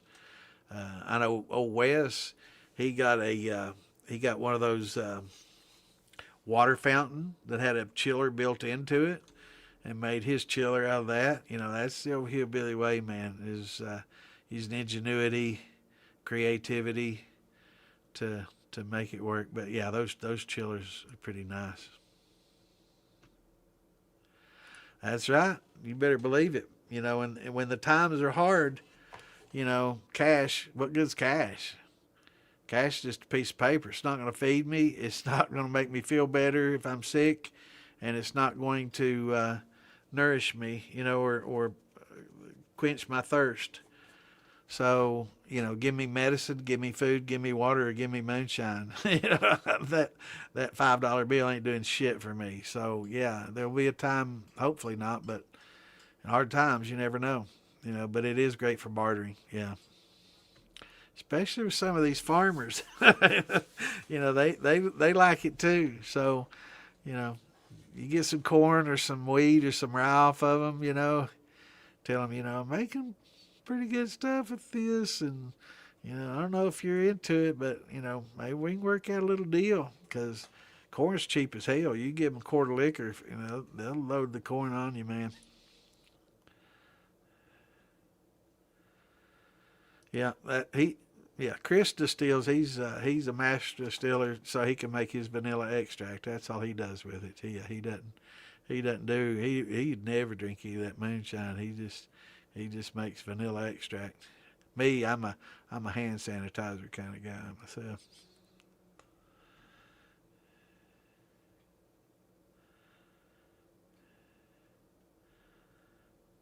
That's right, man. We'll be the new central bank, won't we? People be coming to us for medicine and moonshine.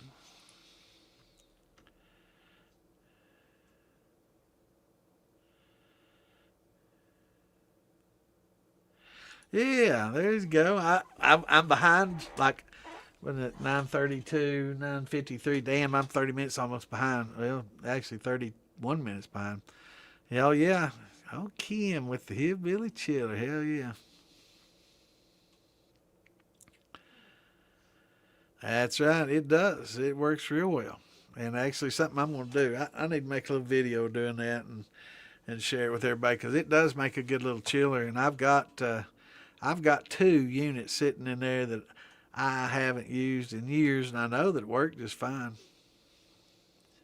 They're small, so they'll be perfect for it.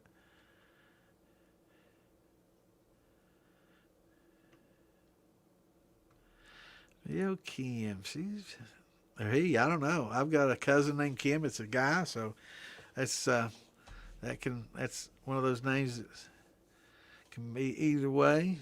So we don't assume any genders based on that. Yeah, I remember old Kim. Well, he's like my first cousin. Yeah, it's my uncle's kid. So yeah, first cousin. He got a lot of shit in school over that. Kind of like that old country song, "Boy Named Sue." How do you do? Yeah, it's tough on old boy. 190 proof Everclear.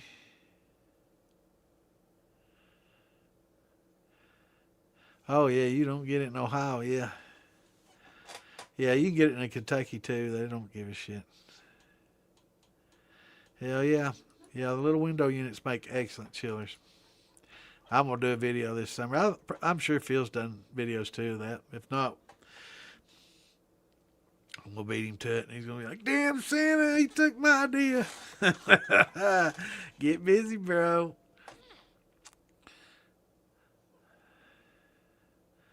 I hear Ann back here giggling about something. She must be watching one of her shows. She puts her headset on. I can say anything in the world. She wouldn't hear a word I was saying.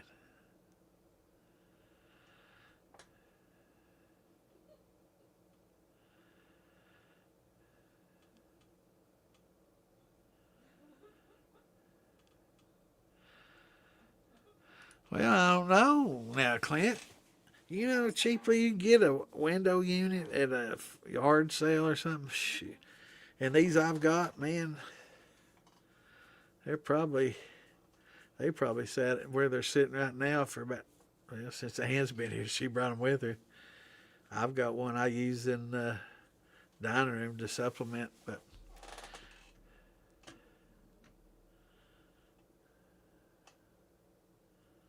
yeah, they're pretty cheap. Sweet gum. Damn, I am behind. I need to scroll through here. I'm gonna do the same thing.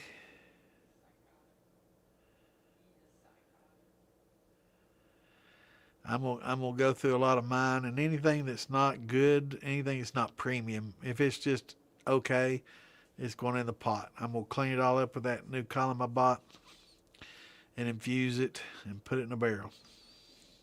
As a mixed brandy. Oh, my brandies, I should say, not grains. Yeah. Arizona. Got a buddy of mine just moved out there. And I got another childhood friend I've known forever that lives out there. He's a big insurance executive with United out there. That's right. I'm not here to make money or try to be somebody. I'm doing it. I enjoy being with everybody. You know, first and foremost, I enjoy getting on here and chatting with everybody on Saturdays and drinking with you and having a good time. Love it. I wish we could all sit around the campfire here at the house and do it every damn weekend. I would if in a good world. I guess we could all party down in the basement here. But you know, it's time and distance kind of pushes us away from each other. But yeah, I love it. That's why I like that Farm to Bottle so much. It's one of my favorite times of the year when we have a festival, and I'd love it if everybody could come, man. We do. We sit around the fire and sit and chat and pass jars and have a good time and laugh and pass you know, for those that smoke, you know, pass a little bit of that around, and up there in Ohio it's legal, you know, so it's a damn good time, man. It's very cool, you know, sitting around the campfire, passing it, and yeah, it would be a lot of jars too, man. It'd be a lot of jars, but for those that come for the bottle band, it's a lot of fun. You can camp. It's cheap. You know, you don't have to pay 250 a night for a damn, you know, second rate, third, fourth rate hotel room. You know, you bring a damn tent and put like 3 or 4 on one, you know, camp spot for $50. Everybody pay about $20 a piece, whatever, you know, and have, you know, rent a campsite, have some electric. You would be like, you know, it'll be in July, I think, this year, maybe August. So I noticed Ian a couple of years ago, man, speaking of window unit air conditioners, man, brilliant. Bought a little window unit, set it right up at his tent entrance, and zipped all the way around it, man, and had that son bitch running in the. You bet your ass I'll be bringing one of mine this year, man. That was brilliant. I thought, man, that dude's a thinker. So this year I'll be packing my little AC unit up there, man. That was awesome. Because it does get a little bit warm, but yeah, it's a damn good time. It's a damn good time up there, and I wish everybody could come and have fun. Yeah, you got to watch about the sassafras root. It's got saffron in it, so you got to be careful. Invest. Yeah, hey, it's a good $100, man. I tell you. It's awesome, best. Now this isn't something that you know you want to throw on and get on your bike and flex and try to, you know, pull up next to some Hell's Angels and flip them off. You know, not a good idea. But to wear to the festivals and have hanging on the wall and you know, it's pretty cool. And we're going to start the club. We're going to get us a clubhouse in Ohio. It's in the works. We're going to try to get us a little clubhouse where everybody can go hang out and come and spend a weekend, a week, whatever, you know, and hang out and do your thing. And going on, bud? Good to see you, brother. And hang out and have a good time. And so we're gonna try to make that happen. We'd like to branch out, so we're gonna start in Ohio and maybe Kentucky, Tennessee. Especially if that sixth district makes it legal, man. You bet your ass we're gonna have some clubhouses from Michigan, Ohio, Kentucky, and Tennessee in that sixth district. Definitely be representing, because then we can just, it'll be considered a household, a clubhouse, and we can go in there and make our own shine, hang out, and party, and have a good time, and have our little festivals and get together on certain times of the year, celebrate different holidays.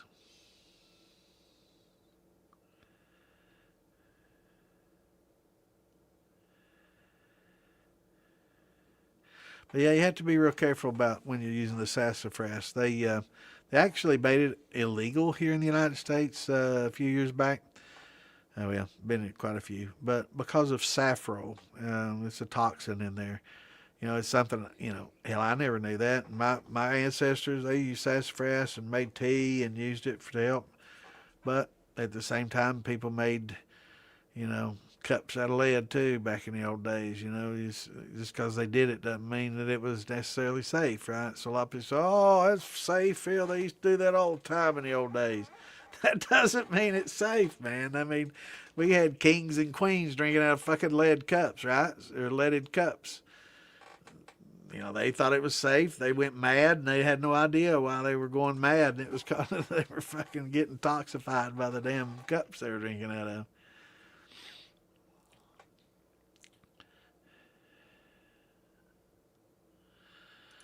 I will. There's Miss Lisa. I'm sorry, I'm only 22 minutes behind now. I'm catching up. There's Miss Lisa. For you newcomers that don't know Miss Lisa, there she is. The Queen of the Northeast. Our tincture and herbalist pro. She knows a lot about different herbs and plants and medicines and tinctures and stuff. Trying to get her to do a show. I guess you and Mark do that. Do y'all do that show still, or need to at least once a month do the Lisa tincture show or something with the herbs, and maybe even just make some short videos doing talking about each different one and stuff. I love that stuff. And you're knowledgeable. You present well. You should do it. Definitely.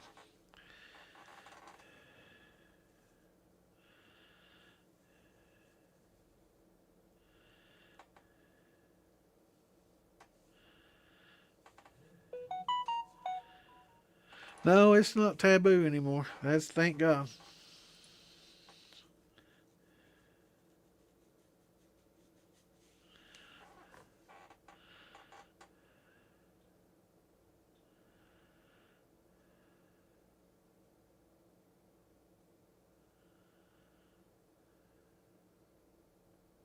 Right, right. Yeah, she's getting ready to get hit by a big snowstorm. Definitely going her way. Yeah, it'd be like a kombucha. It's basically a fermented tea. So it'd be sassafras kombucha, I guess. Right? I wonder if they have some sassafras scobies. There's an idea. Yeah, he's a napper. I like it. Of course, I like old arrowheads. So I don't know about you nappers. It makes it tough on us arrowhead buyers. It's like, is this real or is this made by Mike Mason?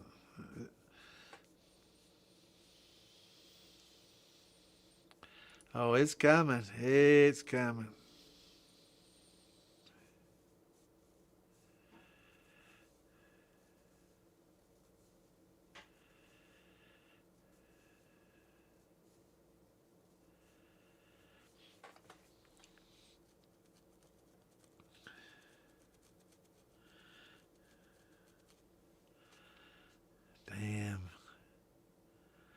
Yeah, I'm just to where y'all corrected me on or queued me up on the Bloody Butcher. Yep. Yeah, between the both of us, we got almost a century of experience. But there's a lot of things that we don't know. We don't know it all, don't profess to, and we don't, if somebody comes in a question and we don't know, we're not too proud that we won't get and Google it and find you a damn answer, right? And when we do, we're not going to go to Reddit or Distiller.org for an answer. We're going to .edu, .gov, reliable scientific sites. So we're not going to get that hearsay shit, or we're just going to say we'll have to research it, right?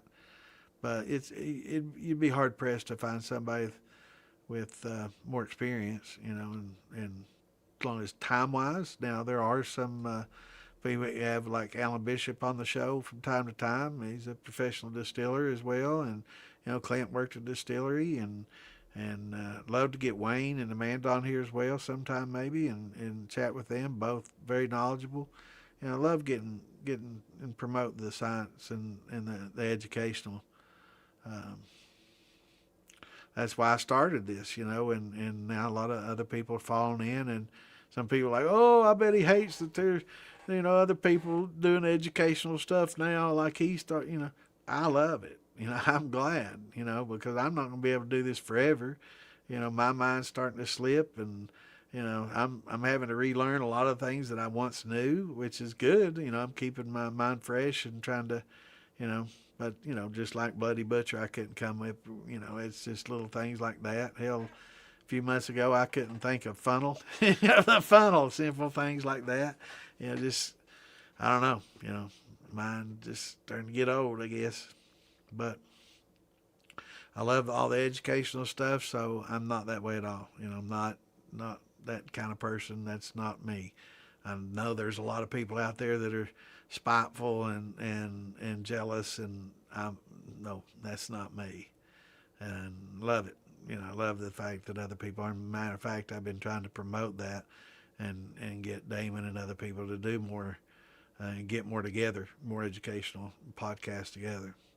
Nothing about the shit show. It's not educational though, but it's fun, but it's just not educational. And I like to promote that, and I'd like to get more of it. And any people that love to have Patrick Heist, who wouldn't love to have Patrick Heist come and do a podcast once a week or once a month, and just talk about different topics and stuff.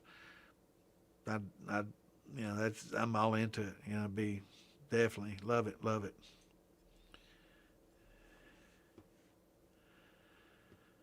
What would I use to proof down to redistill? I would use, either a mash would probably be one of the best things, if you're going to redistill. It's something similar, like if you had a grain, I'd do a corn mash to mix with it, and mix, and just right when you get ready to run it, just mix that, new mash with some liquor or some tails. You proof it down with some tails and rerun those, and increase your production at the same time as you're cleaning it up and rerunning.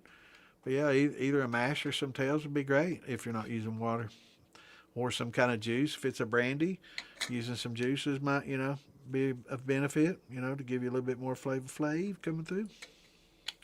Hell yeah, time to have a little sippy sip.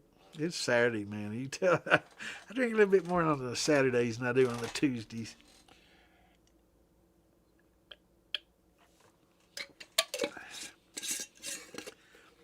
Man, that's so good. That ain't gonna last me long. Okay, I'm already halfway through that son of a bitch. And that other one.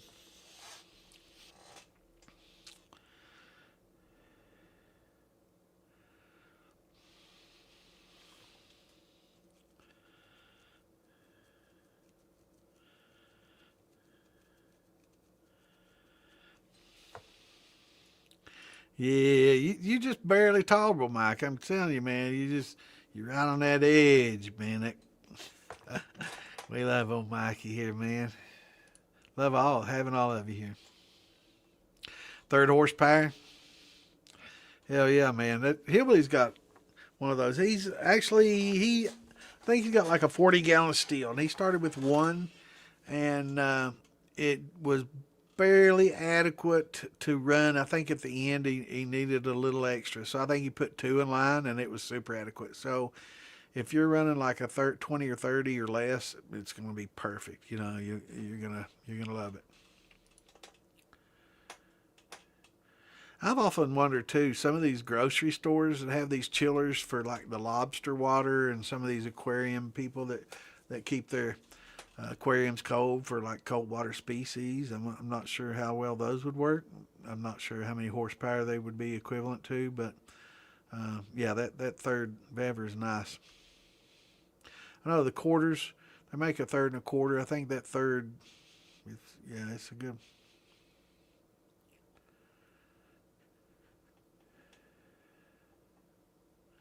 That's right. That's fact, my brother.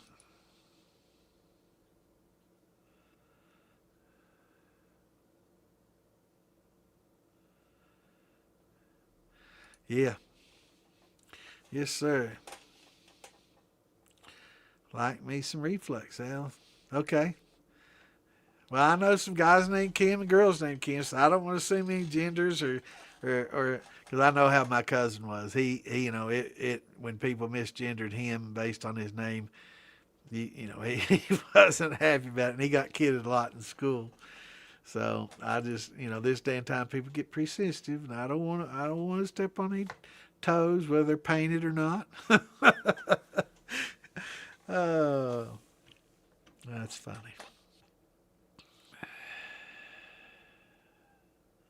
Did he?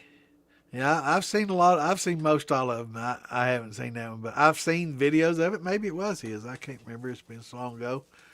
But I've seen some videos on it, and yeah, it's relatively easy to do. And I'm going to do a little video on it too to kind of refresh everybody.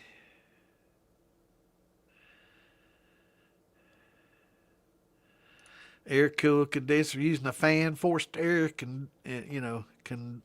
condensing. Maybe I can make that chiller and condenser into one, right? Chiller on one side, air cooled condenser on the other side.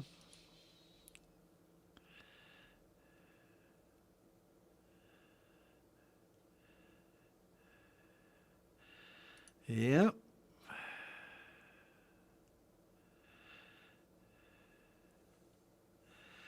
That's not him, but yeah, he has the same name as me, Justice.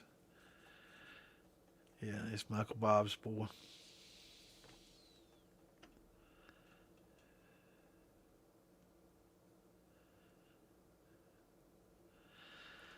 Yeah, yeah, Kim's one of those, it's actually in the old days, Kim was a very common boy's name, but I also have a friend of mine that from my childhood, her dad was actually a state senator, and her name was Kim Hayes.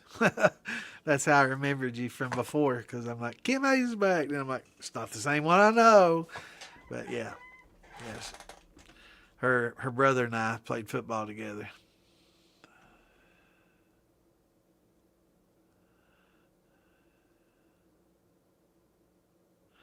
Absolutely. And the nutrients is essential for your yeast to eat. It's they have to. It's just like a plant. We talked a little bit about it last week. You know, Yeast can get by without a nutrient, but they stress, right? And when they do stress, they can kick out some really bad flavors. So, happy yeast, keeping your yeast happy is the most important part of a fermentation. Give them everything they need to stay happy, and it's like a plant. If you give it the proper nutrients, you give it the proper amount of water, calcium, whatever it needs, you're not going to get spots on your fruits. You're going to get prime, big, huge, flowers and fruits, and they're going to produce well. But if you don't give them no nutrients, you don't give them the water, you don't give them certain minerals, you're going to come out small with spots on it and cracking, and it's just like a tomato, for example. Nobody wants a tomato with some brown rot or black rot or spots and coming out split and with poor flavor and very small. And it's just that's what happens to your yeast. It'll give you that equivalency in your mash, in your production, if you don't give it what it wants and make it happy. Yan and fan are essential. And when you have like a grain where you have malted grains, you're not going to need nutrients because there's plenty of nutrients in that malt. There's plenty of yan and fan. Now, there's other nutrients that are beneficial that might not be in a malt, but that you can supplement if you want to, and some people do. But yan and fan is essential. Yeast assimilable nitrogen. You can have nitrogen, but if the yeast aren't able to assimilate it and utilize it, then it's useless, right? And it has to be in an assimilable form. It has to be in a form that they can utilize it. Just like those starches. You can throw complex sugar to yeast, but it can't eat it. So it's just like a nitrogen that's not assimilable. You can throw that nitrogen on it, but it's not able to utilize it because it's not in the form that it needs. So yeast assimilable nitrogen and free amino nitrogen are both essential in feeding your yeast. Now, fortunately, when we do grains, most of the grains we use, the cereal grains and we use especially in malts, will have the nutrients that you need. And all corn, even an unmalted, will have sufficient nutrients, sometimes just a little shy of all that they really need, but enough to where they're happy enough. You could use a little bit of a nutrient with a corn mash if it's just corn, and especially an unmalted corn. If you have malted corn, forget it, you don't need it. Anything malted will have those yan and fan that you need. But when we start getting into brandies, a lot of people say, well, it's a peach, it's got plenty of nutrients in it. It's not like that. It's not like something we eat being a nutrient for us equivalent to a yeast. No, most fruit don't have the yan and fan. That's why most of your wines and most of your wineries will use a nutrient that will help the wine along. People say, oh, you can use the raisins as a nutrient. Not true at all. I mean, it will add as a supplement. It's a supplement. It's a supplemental thing, but it's like saying we can live eating vitamins. You don't need food. You don't need, proteins. You don't need none of that. You just eat vitamins. It's got everything you need. No, we cannot. We cannot just eat one-a-day vitamins to survive. And that's just like the yeast. They can't just survive on supplements alone. So tomato paste is supplements. Raisins are a supplement. There's lots of supplements out there that have some things in there that are very beneficial for the yeast. There's minerals in there that it can utilize, and that's good, and will make it better, and not only will add to the nutrients, but may add to the flavor, like a raisin.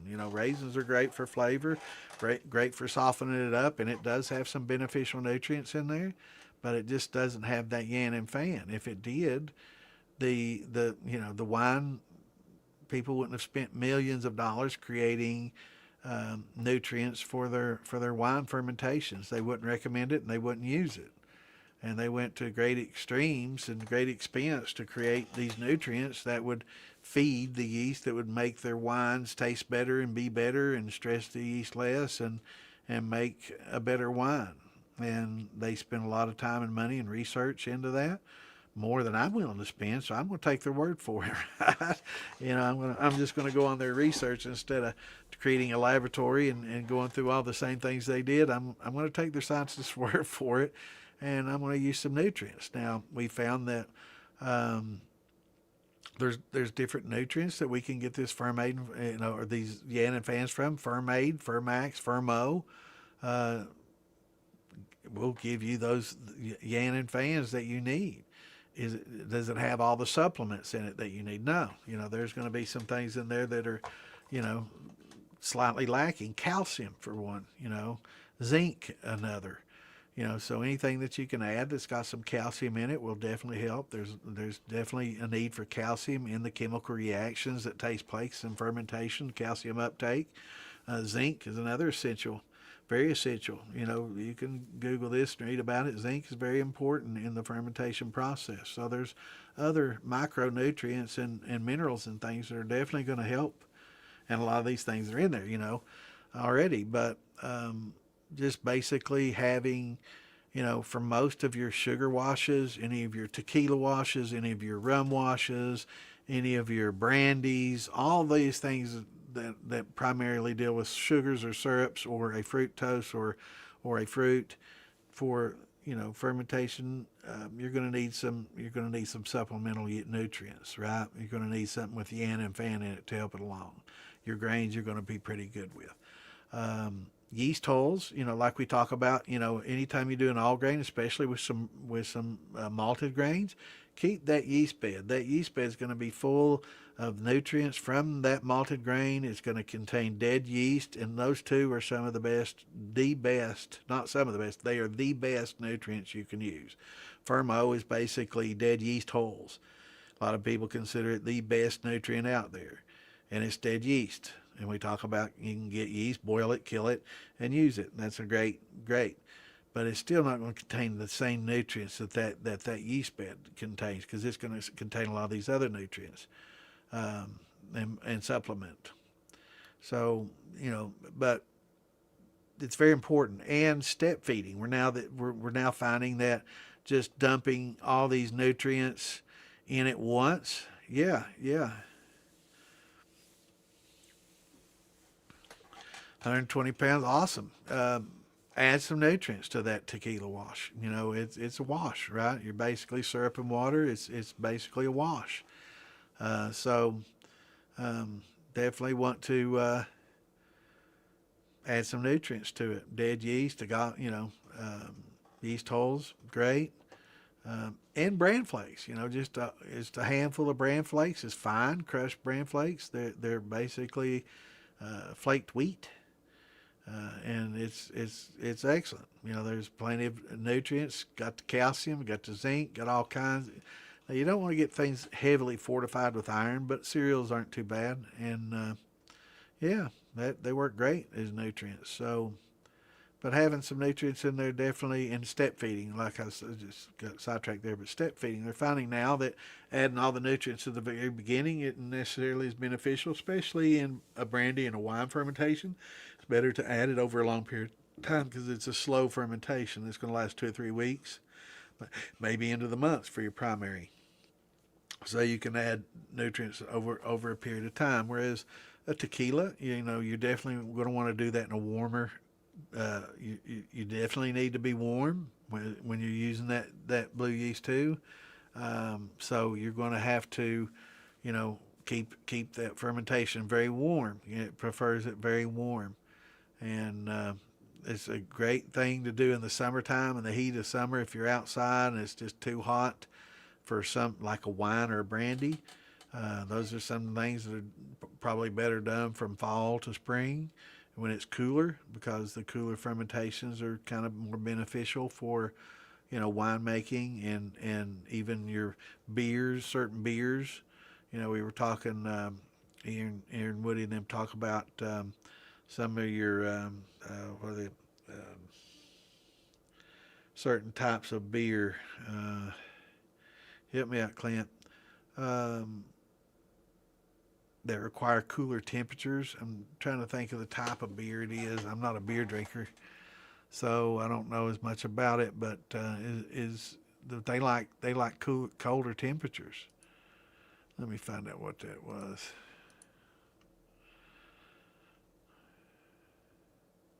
What type of beer am I thinking here? It's not a stout. What's it called? Come on, Clint. Help me out.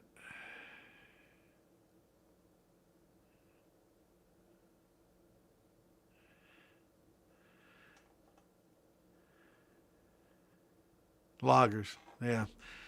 Thanks, Clint. Where's Johnny tonight? We don't have him in here. Where's JJ at? He'd known that. But yeah, like lagers. Yeah, they like the cooler temperatures. So, you know, like in the wintertime, it's a good to use like a lager yeast if you're making a grain thing, you know, so you can do, kind of use your yeast that prefer the temperatures that you are. But yeah, um, yeah, thank y'all for helping me on that. But yeah, lagers, um, it's great for cooler temps. So when you do those tequilas, make sure you keep it good and warm because they definitely prefer the heat, and that's why I like doing that in the summer. You know, is the best time to do it.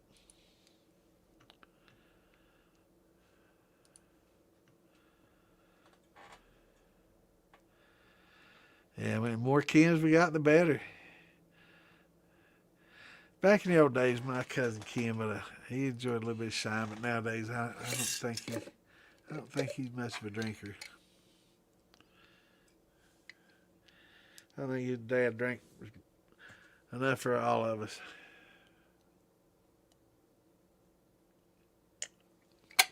Old Bob, Uncle Bob was a genius, man. He as a teenager, he invented the bug zapper back in probably the 1940s. My family grew up on a farm. They had a farm and a little post office, a little general store and post office. They sold a lot of goods, farm goods, and had a little post office there. And it's before a fish trap dam put in and bought all their land up and displaced them. But he hated them horse flies, man. He hated those some bitches, and they had a light up on the barn above the barn door, and he noticed all them damn horse flies that like to congregate around that light. So he rigged up a mesh screen and separated it with little pegs of wood and put it on a switch. Now this is like a 13-year-old kid did this back in the 40s, long before there's ever a bug zapper. And put it right up around that light, like two little cages, one inside the other, right?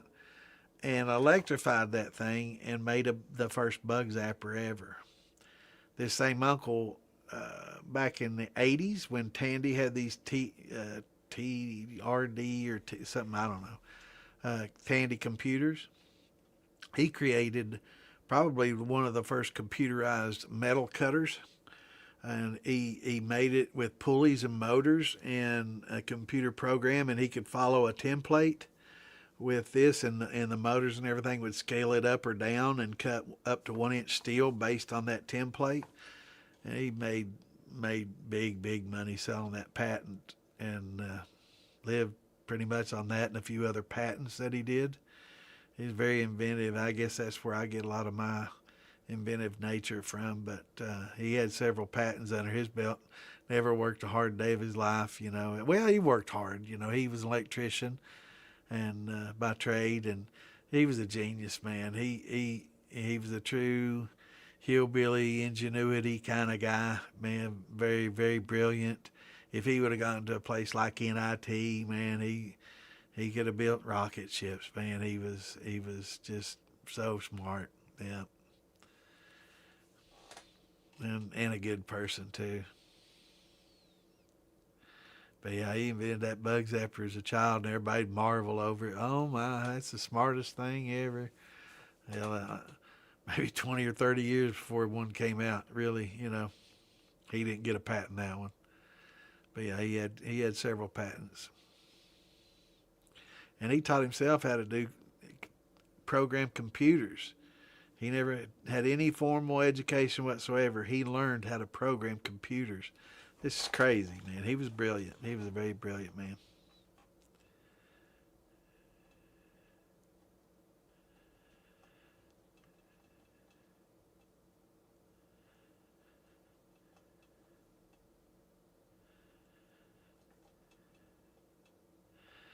You sure it wasn't the same one, man? Just saying.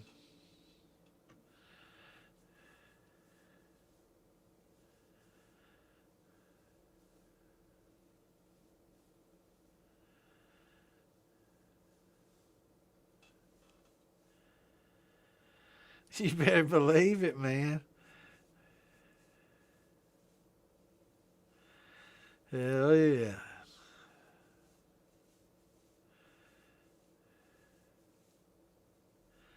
Yeah, the new sassafras, they found out a way to remove the sassafras. So and you have to look at it. I mean, it may be sourced from something else, but they did find a way to remove the saffron. But it was illegal for a long time. And but I did read where it's now permitted again. But there is a specific method that you have to follow to remove that specific compound that's toxic. Yeah, it's legal again. Yeah, but yeah, there's a way that you can remove that saffron. Monday nights, do y'all still do the tincture thing, or is it just yeah? I have to say, after doing a couple of podcasts and three with the shit show, I have to give Ann some time, and I catch a lot of the podcasts, but it's usually delayed. But I wasn't sure if you and Mark were still doing that or not.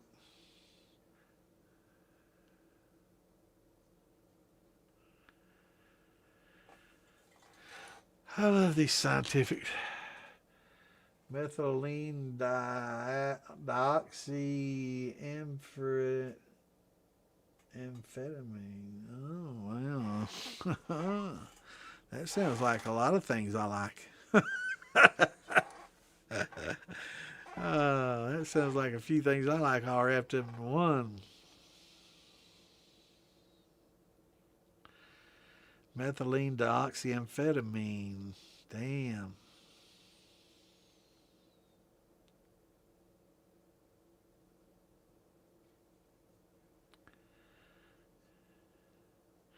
Do you get all the credit, man? It's all about Mikey.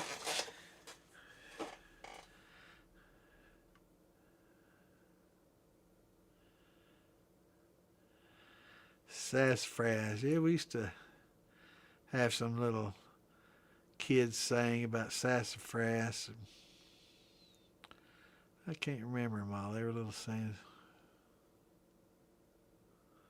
little rhymes. But anytime instead of saying ass, we'd replace it with sassafras. Yeah.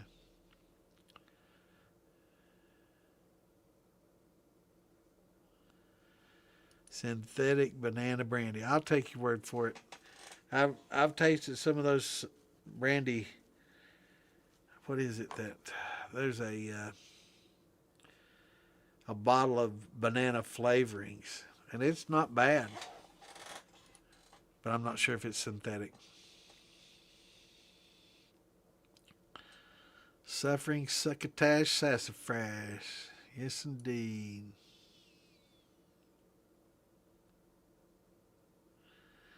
Hell yeah, man! And that's why I like everybody getting in here and sharing, their knowledge, what they got going on, and we got different people in here with different specialties and talents and things that they contribute. It's awesome, man. It's a community, right? And it's growing, and I like it, and I really enjoy it.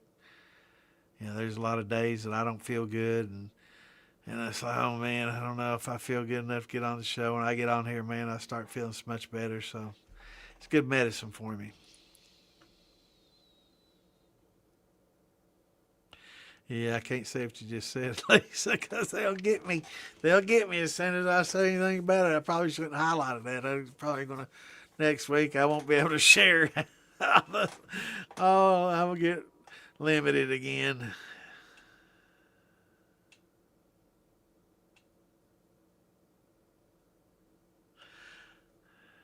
It's Mike that does the napping.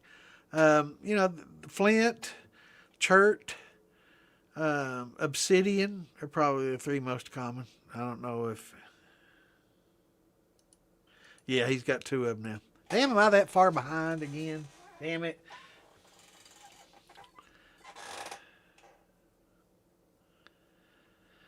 Yeah, they got them still. You got to go to the finer places. Yeah, the Krogers and Myers don't have those anymore. You got to go to the Whole Foods. Flint Obsidian Church. There you go.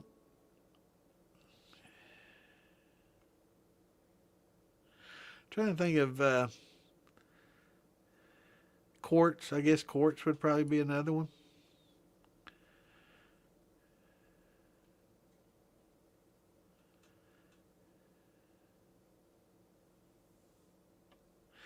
Yeah, I've got a buddy of mine that uses a double boiler. In fact, he's a admin on Rock Gut Moonshine. He's an admin, co-admin on Rock Gut Moonshine with me. But Michael Melrose, for those that you don't know, the wild man with the mohawk. I don't know if he has that mohawk anymore, but he's a wild man. But yeah, he used a double boiler and distills on the grain using a double boiler. Double boiling is also a great way to cook your grains if you don't want to steep.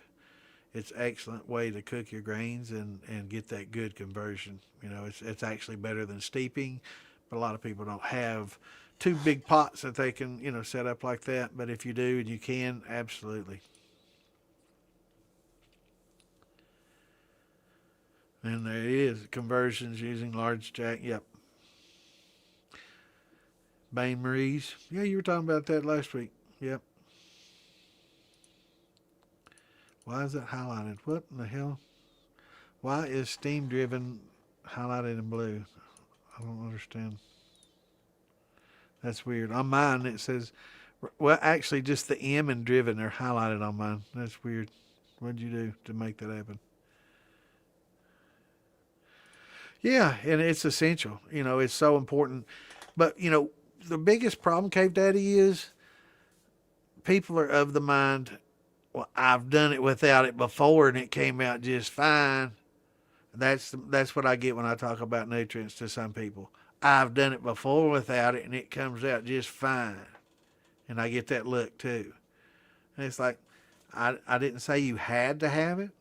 I said in order for it to be optimal and best, it's best to have it. Yeah, you can stress the fuck out of your yeast and they can cannibalize each other and you can get through a fermentation without it. But it's going to taste like shit, pretty much like this jar you just fucking handed me, and that's really what I want to tell them. But, sometimes I just have to bite my tongue, and be a nice person and be better. But, it's tough sometimes when people come at you like that. And then you're just trying to help people and they come at you, well, I've been doing it X amount of years and I ain't never had no nutrient. Mine's just fine. And I'm like, yeah, I've tasted your shit before and no, it isn't. But I'm not going to say that to them. I'm like, yeah, well, you don't have to, you don't have to, you don't have to use those nutrients. It's you can stress your yeast and they can eat themselves and you can get through that fermentation and you can create alcohol. I mean, that's what you're doing. You're creating alcohol and it's just not good. But I don't want to browbeat anybody. I'm just trying to help people that are willing to take the knowledge and run with it. I wasn't born with it. I'm not trying to act like I'm the key holder of knowledge. I've learned it the same way, the hard way and learning from others helping me. And I'm just trying to share the knowledge. I'm not the inventor of nutrients. I'm not the first person that ever used them. But yeah, some people get awful touchy. I've never had no nutrient and I'm just fine. Okay, well, continue the way you're doing then, dumbass. I don't care. But, try it with some nutrients next time. See if it ain't a little bit better. Some people, you just try to help and they resist it. They act like just because you're trying to help them and educate them a little bit, they get offended. I'm not trying to offend you. I'm trying to help you. And if you don't want to leg up, climb that fucking ladder yourself, Jack. And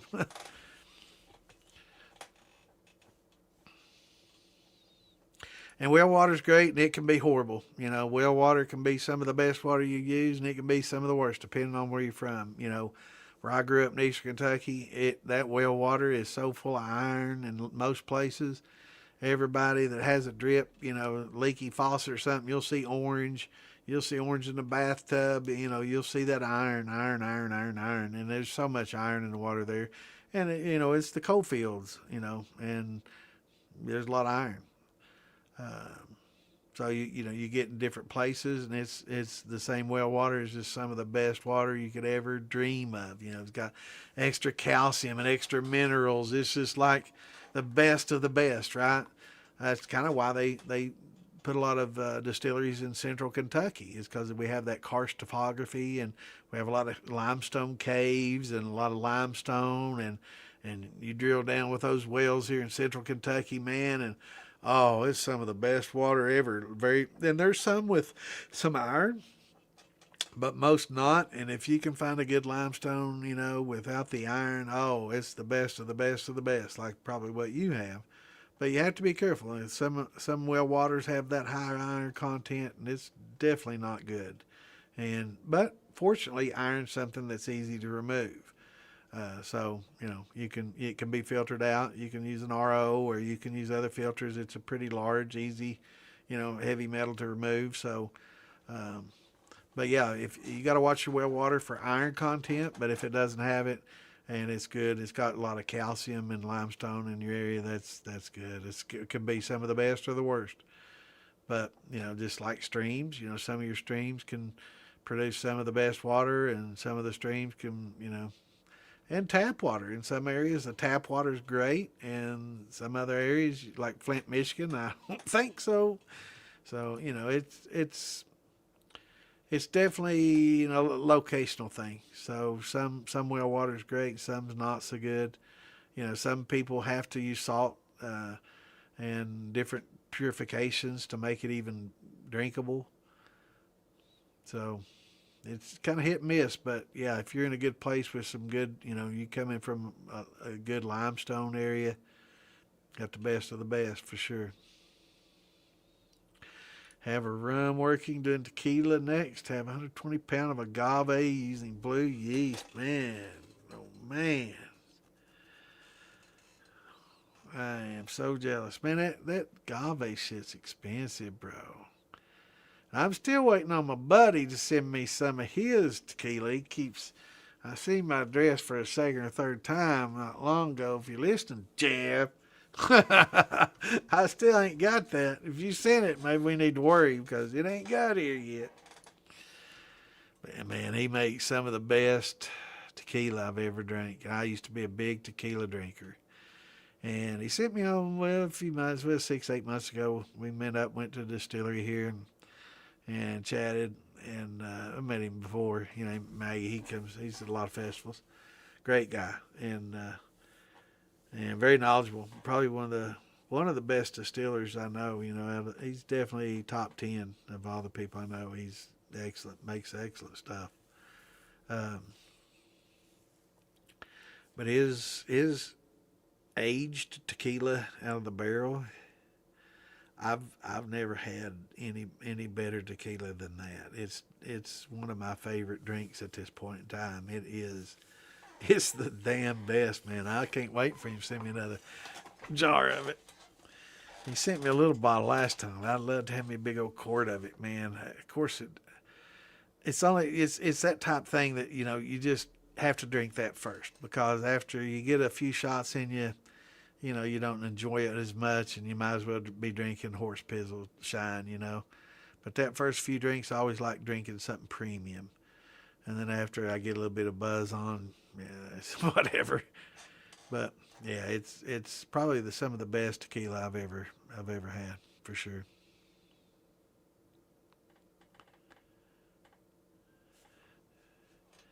Excellent stuff. He could definitely put that in a jar and sell it for sure. Definitely bottle that up and sell it. In fact, I think there's some distilleries that are trying to get him to come work for them. And I'm way behind. It does. Yeah, Raisin Bran works great. Those raisins soften things up. They add a supplemental nutrient. The bran adds that yan and fan. It's great. It is really good. And the raisins work well. It's just they're not enough alone.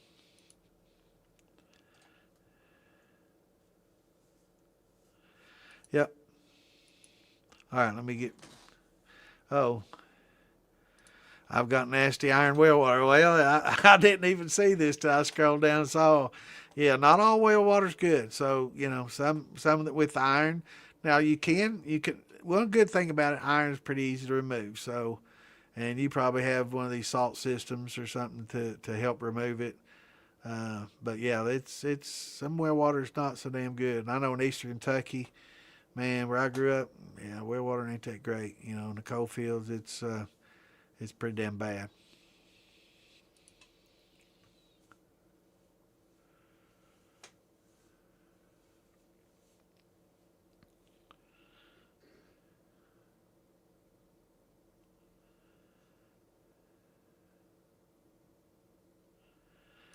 Well, you'll know. I mean, you can take it in and get it tested.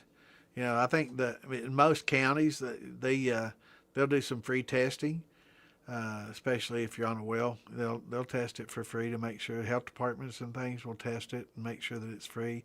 Some charge a little bit of a fee, maybe $10 or something. It's not much, if anything. Most do it for free. They do here, or used to. But but yeah, you can have it tested just for just say I want to make sure this is good potable water, and also concerned about iron content, and they can let you know. Just don't tell them why.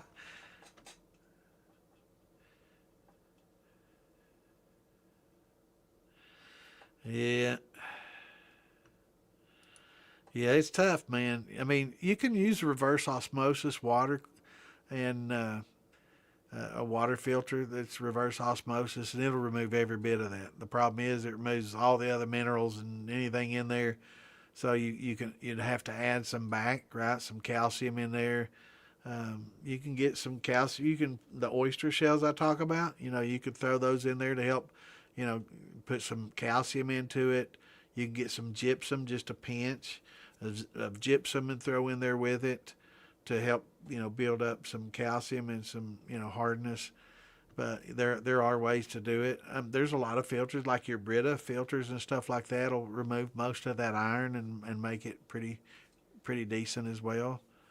I'm not sure. I think they call them what are they is the motorhome filters or something like that, that you can just hook to a water hose and run. I think I think they'll take iron out. In fact, let me check. Let me check on that, brother.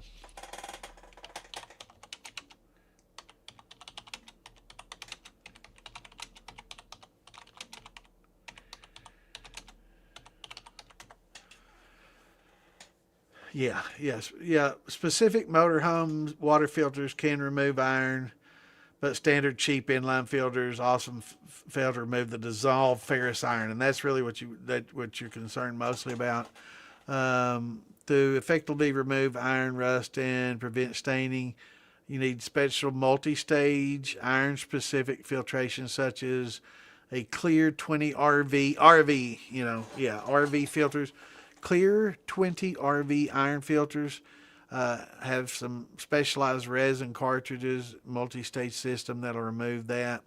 Again, also reverse osmosis. If that gets too expensive, I'm not so sure about these multi-stage. I'm not sure how expensive those will get, but if it will do it and it's pretty cheap, it'd probably be something good to have on your sink, where you get your tap water. It's fine to bathe in water that's got iron. It's perfectly fine to flush it down the commode. It's not going to hurt you, in those ways. But for drinking water, for cooking, and for shine making, put one of those little three-stage systems or something like that under your sink. Might just be a good thing, right?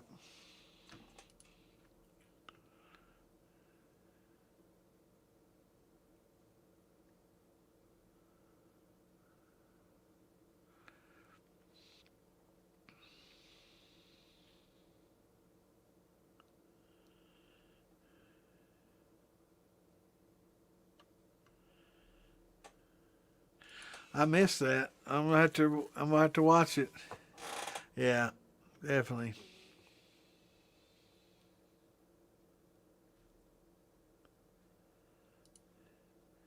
Definitely. Anything educational, man, I'm all about. I can't wait to see those.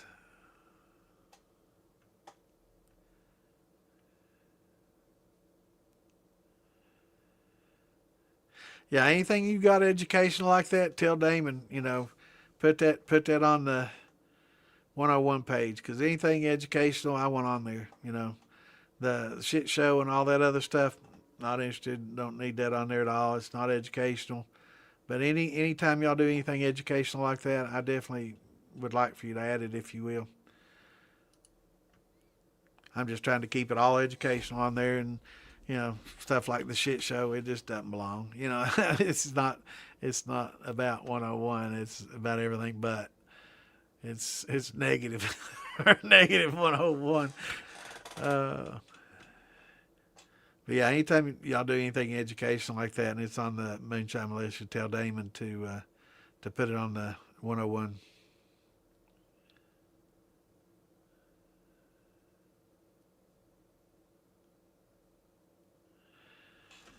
What's going on? I'd love to have you, brother. Old vet, retired deputy sheriff, now tattooist, dabbling with winemaking. Think I'm going to switch to the still. Actually, do both. Some of your wines that don't work out as a good wine can sometimes turn into pretty damn good brandies. And that's basically what I do with a lot of my wine failures. They don't always work. Wine, last 10 years, I've really gotten into making wines and stuff. When I was younger, I wasn't interested in beer and wine. I liked whiskey and bourbon. That was my big thing, and tequila. And I was basically, more of a straight drinker, like straight whiskey, bourbon, shots of tequila. I wasn't big into mixed drinks. Certain ones were okay. And it was good to socialize, every time you don't just want to hammer down shots, right? But, and I never was big into wine. I know a lot of the gals back in the day, like the Boone's Farm, the Tickle Pink and all that. We'd drink that, and the only reason I ever drank it is because they liked it, and I could tolerate it, and we'd go out and drink and get drunk and have fun, that was all fun. But as I started getting older, drinking the hard stuff gets a little harder on you, and started enjoying more wine, and it's really started getting into wine and learning more about wine making, and it definitely made me a much better brandy maker, and I really do enjoy a lot of wines, and I've made some really good wines. My family was surprised, when I first brought some wine to the Christmas party when we all got together. But yeah, I brought some wine that I made. I've been aging about 6 months to a year. And want to see everybody. They're all like, oh boy, here we go. This is gonna suck. And they're like, okay, because they're kind of they're wine connoisseurs, right? They like fine wine, and they're snobby about their wine. And they're like, okay, we're going to have to choke this down. They're holding their nose. They didn't, but they might as well have, right? And after they took a slip, they were like, oh, well, this is actually good. Well, this is, when somebody's, well, this is actually good. Their expectations wasn't very high, right? I'm like, oh, well, thanks. You don't have confidence in me.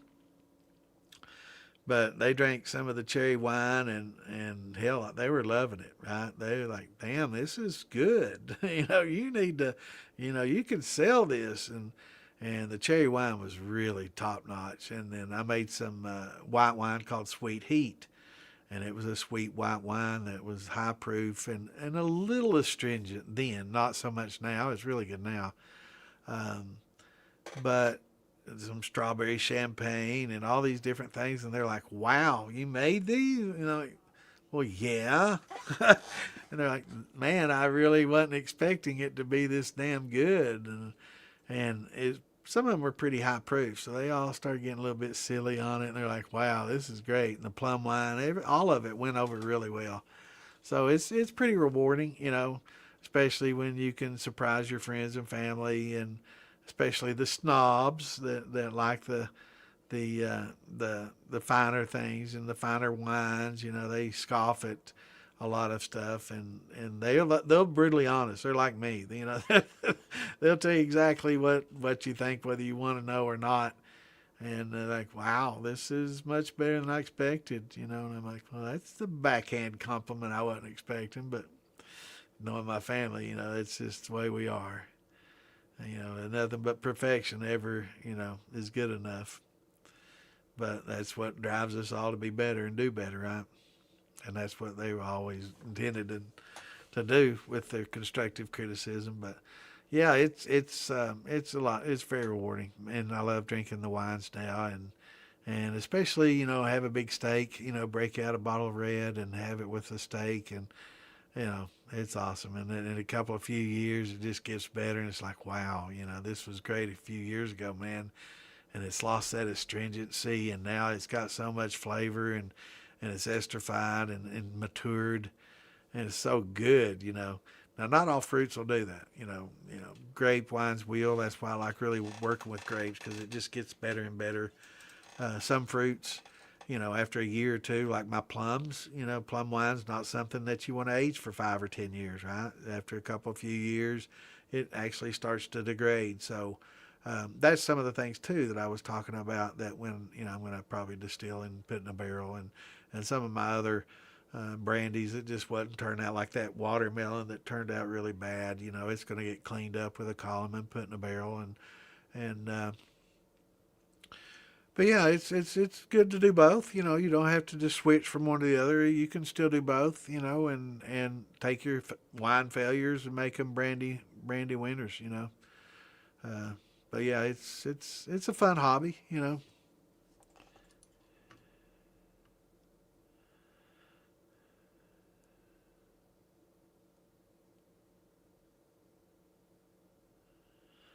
And actually, there's some metal ones. I've seen some copper and some old metal. And people say, "Oh, that's modern. That's like in the 1900s, late days." No, they actually use some metals way back. Pretty interesting. And I think it's in Michigan, in Michigan, Minnesota, in that general area there. Illinois maybe.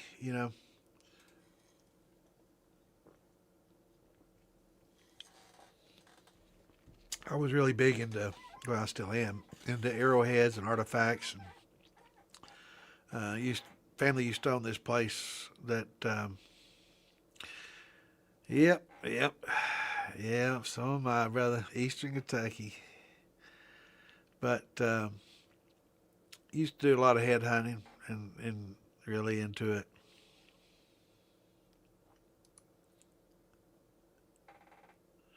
Yeah, modern glass, like beer bottle bottoms. They nap those out, make some fine looking pine needle tea. Miss Lisa probably tell you about that. I know Clint and some of the others here have done it. I've never fooled with it much. I've never been big gin drinker, and never been big on the juniper type flavors. And damn, it's 11 already. And the juniper type flavors and all that. But yeah, it's there's a lot more people doing it now. A lot of people making some kombucha and fermented pine needle teas. And it's just steeping. It's just basically steeping and then fermenting.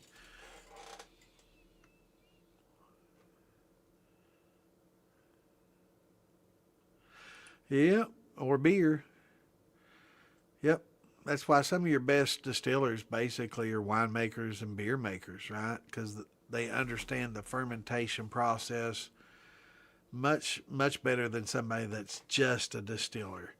A distiller is just somebody that takes whatever's given to them, puts it in a still, and runs it, right? That's what a distiller does. But a winemaker and a beer maker, they're the ones that make the mash and makes it something worth putting into that still. So, you can be a master distiller, but you're going to have to be a master beer and winemaker before you're going to be able to put anything into that still that's going to make it work right. So, got to focus on that, because all the work goes into the wine and the wort.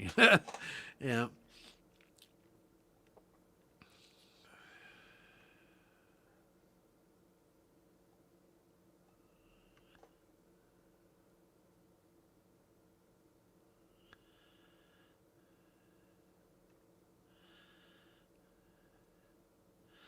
Anytime I see somebody put his name together like that, I see Clinterus. Clinterus. Uh,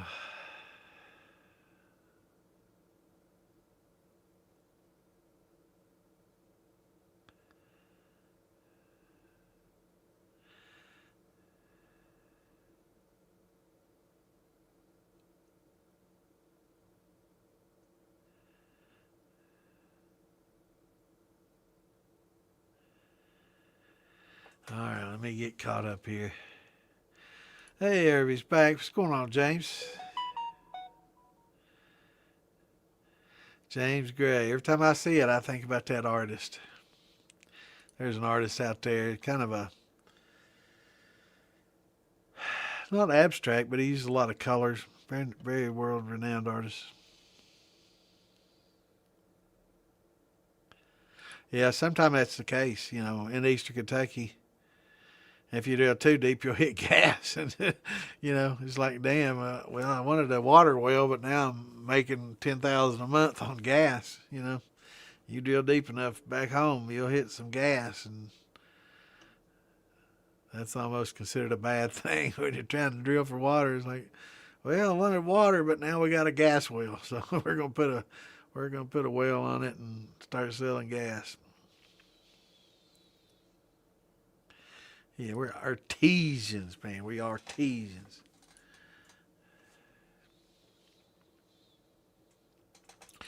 Yeah, some places it's not good. Some places really, it's horrible. I feel for you too, man. California, there's absolutely no reason in the world they shouldn't have good clean water. You got the mountains, you know, you got the desalination units, that can just change, seawater into decent. There's no reason that you should have a water shortage.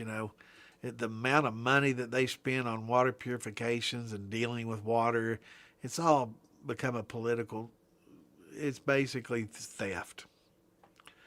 And I'm not saying one party or the other. I think both parties have done it, and many different parties have been in charge, and it's always been that way. But there's desalination units that can make water perfectly fine. You've got aquifers running up and down. It's you got, you know, it's crazy. You send a lot of water out into the ocean that could need to create reservoirs, right? Yeah, it's crazy. Yeah, water, Florida, it's mixed the same way. You got aquifers down there in Florida that people are paying big money to, ask Nestle. Nestle just bought a big property with an aquifer that has some of the cleanest water in the country. And then 20 miles from that, you got an area that's got the worst. It's just hit and miss there.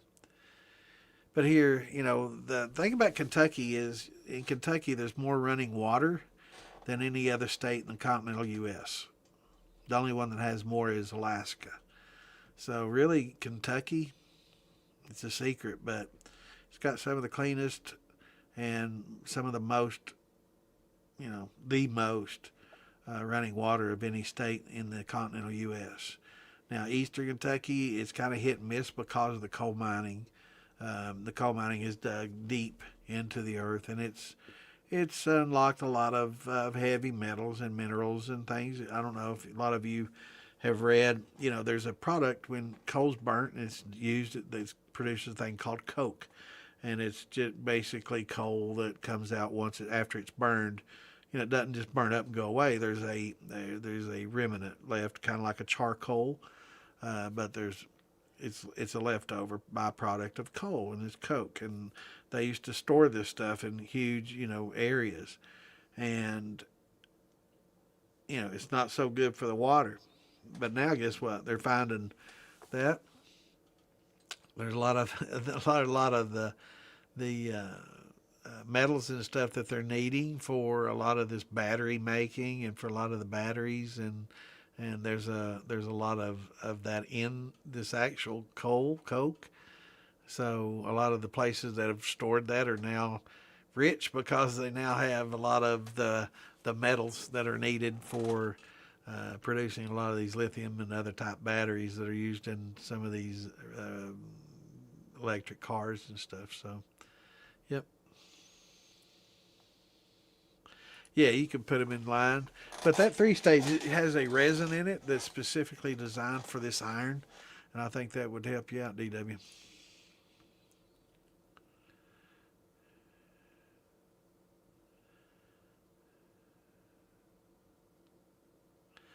Yeah, we're pretty lucky here in Kentucky. And right, different filters for different processes, right? So, like that one had the resin specifically designed for moving, iron and other heavy metals. Some people, some cities have great tap water, but they put chloramine in there, and it's not chlorine, it's chloramine. And this doesn't degas; it stays in your water, and it's not so good. A lot of other places put a lot of fluoride in their water, and they're finding that's not so great. It might be beneficial for your teeth and all that, but it's not so beneficial. So there's different filters that remove it all. But as far as I know, for reverse osmosis, if you just want to get rid of all the fucking bullshit and get just pure water, um, reverse osmosis does that. But at the same time, it's not the best water to drink because you're not getting any minerals or benefit from a lot of the minerals and stuff that are in the water. So you can add the good stuff back to it, um, and you probably should with an RO. But if it's yeah, up there probably got good water. We got really good water, most places. But Eastern Kentucky, not so.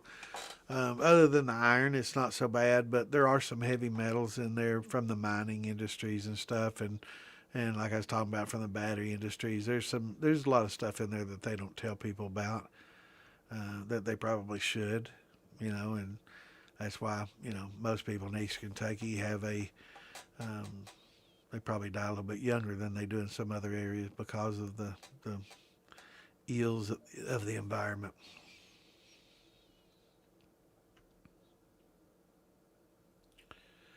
Yeah, I think it's on Morgan's on the Monday one. That's Morgan's Moonshine one.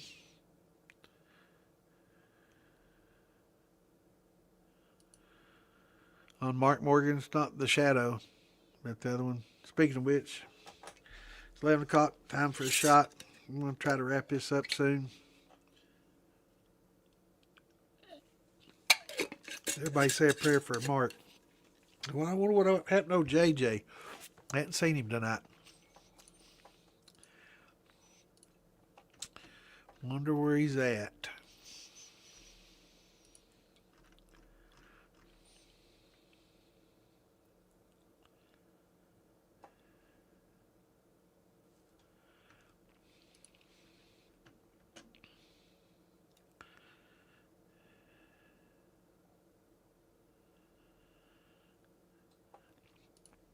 Yep.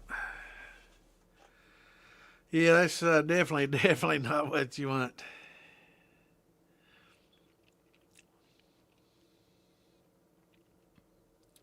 Yeah, they got a lot of stuff out there. It's similar, something similar to the coal mines. I think out there they got a lot of sulfur and hydrogen sulfide and stuff you got to worry about too. And of course, anything associated with the oil and byproducts. Eastern Kentucky with that coal, a lot of sulfur as well, iron and heavy metals, and lithium and other heavy metals. Like I said, for that battery making, so some of these sites that they've been dumping this coke um, is they found we now have some of the best reserves for making batteries ever. We were wanting to buy Greenland and all these other things, and now they found out just through a little bit of research is wow, all these basic garbage sites that we've been dumping all this coke and coke. It's spelled COKE. It's a byproduct of burnt coal. You can research it, but it has a huge amount of these heavy metals in it, the minerals that are used for making these batteries. So a lot of these people that have been, you know, storing it and now they're rich. It's kind of crazy.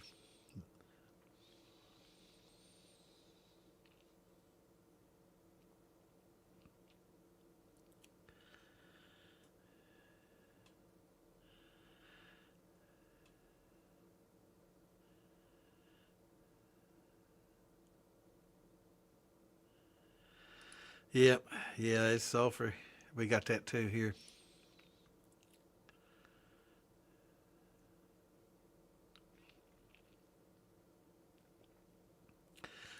Got some mead. Awesome. Yeah, that's good stuff. Buddy Mike gave me some money shine. Old Mike gave me some honey shine not too long ago. It's a distilled mead, and And it's pretty good. He's been at it for a little over a year now. Good guy. And doing good. It was really good for a year in. I mean, not the best I've ever had by any stretch, but for somebody doing it for a year, pretty advanced. Pretty good.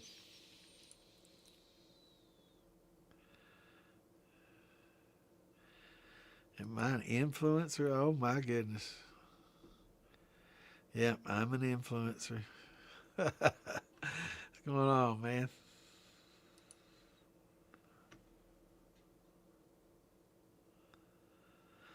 I wish I got paid what some of these influencers do. I'm not made the first penny at it. I'm the worst influencer out there, I guess. Oh yeah, I'm glad you mentioned potatoes.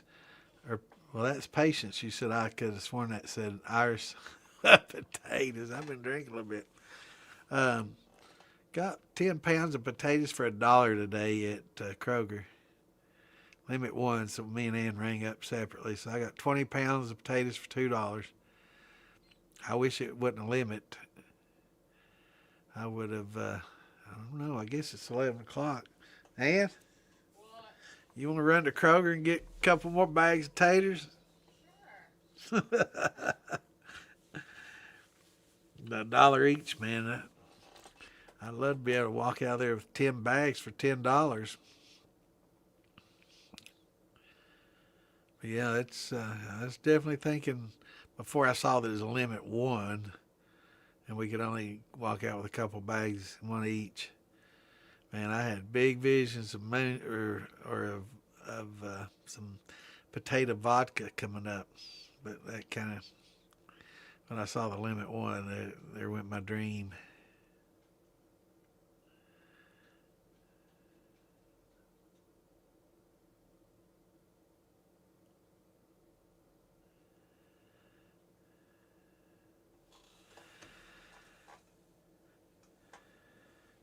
Pine needle soda, yep.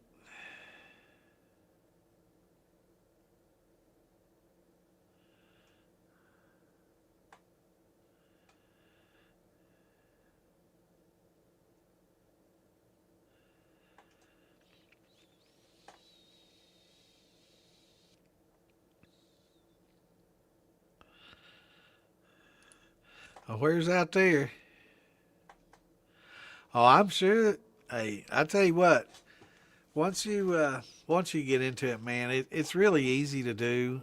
Once you learn to make proper cuts, if you can make a decent wine and a decent beer or a decent mash, I mean, we can show you how to do the basics and make you, you know, some good. As good about a white dog as you're going to make, and put it in a barrel or put it on some oak staves or some chips and age it properly. You can shock your friends and family, man. They'll be like, "Wow, you did not make this." And it's there's nothing better, than sharing it with family and friends and them be like, "Wow, this is something you did." And it's really not that hard. It's a great hobby. It is. It's a great hobby. And I think it's going to the Supreme Court, so hopefully we can, it's legal in some states, kind of like the marijuana thing where it's, some states it's totally illegal. Some states it's medicinal only. Some states it's recreational, right? So um, hopefully this works about the same way, and I'm sure it probably will, as it should. But yeah, I mean, as long as we keep it in our home, do it in our home, we're not hurting anybody. We can make our own wine and beer. Why can't we? They won't even allow freeze distillation, right? So it's not just putting it in a pot and boiling it. They're saying no to. They're saying you can't make wine, put it out in the cold and allow it to freeze and pull the water out of it, which fortifies it, right, and makes it stronger just by freezing the water and being able to remove the water from it that way. They consider that distillation. Bullshit. So it's not about safety anymore. It's about proof and pennies. And that's what it boils down to as far as tax goes. It's pennies. And they waste a hell of a lot more than they ever get from any kind of liquor that we'd make. There's so much waste in the system. So hopefully we can get it to where it's legal in all 50 states to do it in the home.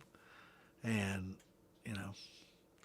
But this, you know, this court case going through the 6th district, you know, it's very pivotal because it includes Kentucky, and you can bet your ass every distillery and every big distillery in Kentucky is going to be pumping money into the lawyers to get it. No, we can't have it. We can't have people making their own, right?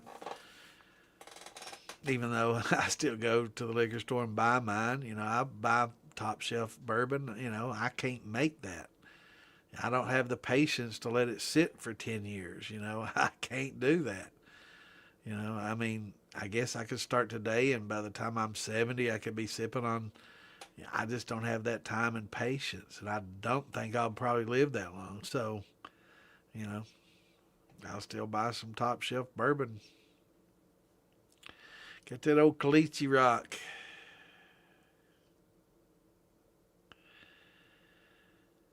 Yeah, man, that stuff's hard as anything, man.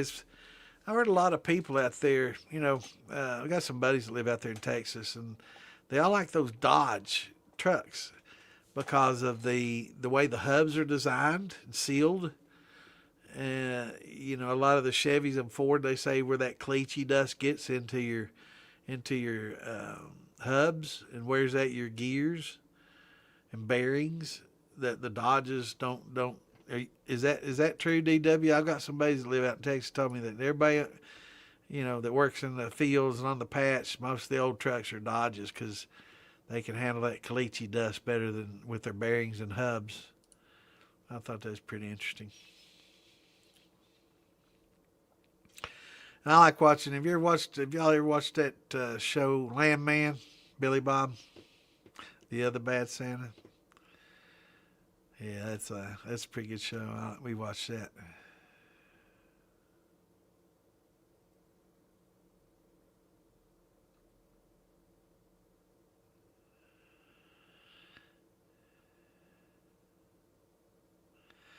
Just piece together. As far as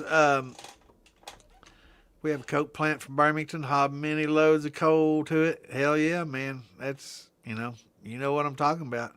That shit's got all kinds of good metals in it, brother. But yeah, you can get these online, or you can use a beer keg, or you can build or have somebody build you a copper steel. But these right here, that's an 18.5 gallon beaver. They make a 15, a 13, a 10, but this is 18 and a half. It's got a little, what we call a football head on it, Irish. About $210, $220, depending on where you buy it. Excellent value. That right there alone, without anything else, you can, put your wine in there and make a decent brandy. You can put your grain mashes in there. And like I said earlier in the show, if you weren't on, I'm not sure when you tuned in, but do go back and watch some of the older shows. We go in depth a lot of shows. A lot of times people get on here, beginners, to ask questions early, and we go through the whole steps from beginning to end. So yeah, you can definitely start with one of these and end with one of these because they work really well. And if you get an 18 and a half, you can generally turn out enough product to keep you happy. Starting out with a 5 gallon 3 pot, you're going to have to start putting work into it. It's these little beverage stills with these little sub pots that come off with it. They're fine, but you will have to put some additional work into it. If you're handy with copper, you can build your own. As long it doesn't have to be pretty, as long as it doesn't leak and you build it in the shape that you need to make a still. But if you just want to get started, you don't want to spend a lot of money, a couple $100 on one of these, and you're pretty much set. And you can put a little copper mesh inside that football, and it'll help take out some of those sulfites, especially in the brandies. So yeah.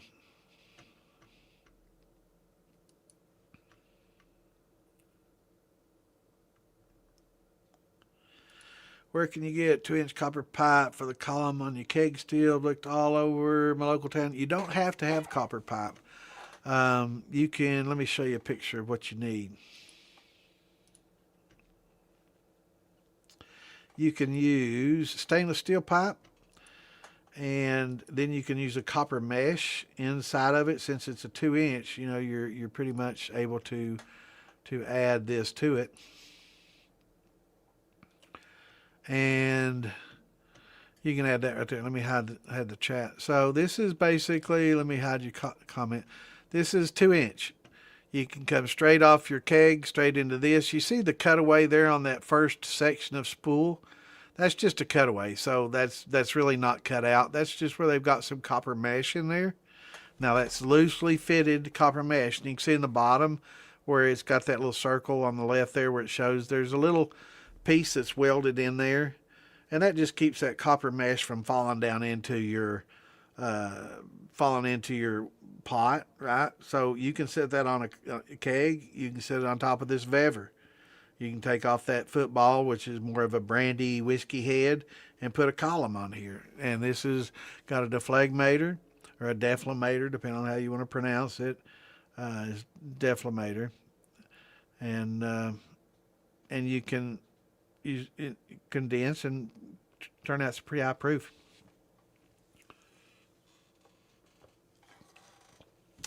Hillbilly sells these. You can get them from Amazon. You can get them on eBay. I recommend getting them on Hillbilly.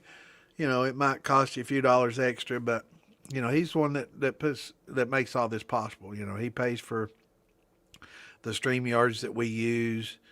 You know, and helps make this all. He's like a sponsor, right? So anytime I can promote him, I will. But at the same time, you know, works great. And you don't have to have all copper, and it's much, much cheaper. These are like $120 to $50. Sometimes on a Black Friday deal, you can get them for less than 100, but generally 120 and 150, $60. I'm not sure what Phil charges for them, but I'm sure it's probably something in that range.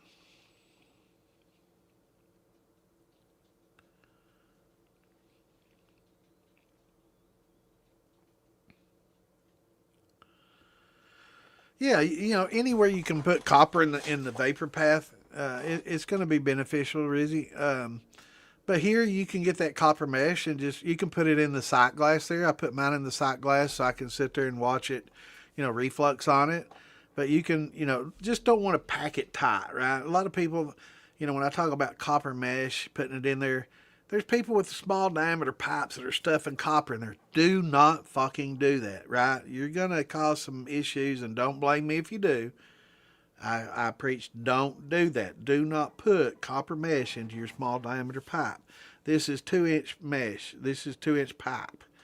There's plenty of room for the vapor to move. There's not a lot of pressure. You're not creating back pressure. You're fitting loosely rolled up copper mesh into there, which allows the vapor to go through it. Even if you puke a little into it, it's not going to, you know, stop up on you.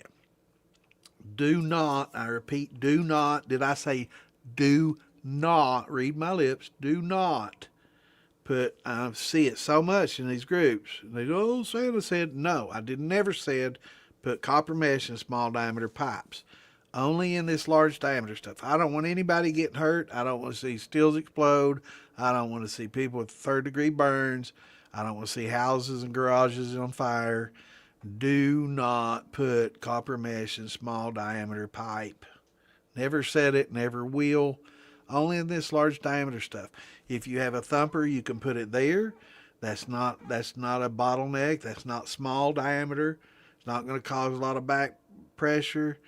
But please do not put it in that small diameter pipe. I see it so many times, and it's like, do not do that. I never said to do it. So, yeah, but you can send the cutaway here. It's loosely fitted copper mesh in that column, and that's a lot. I don't use that much. You really don't need that much, but just enough to remove your sulfites. And you can rinse it out. After each use, you can rinse it, clean it.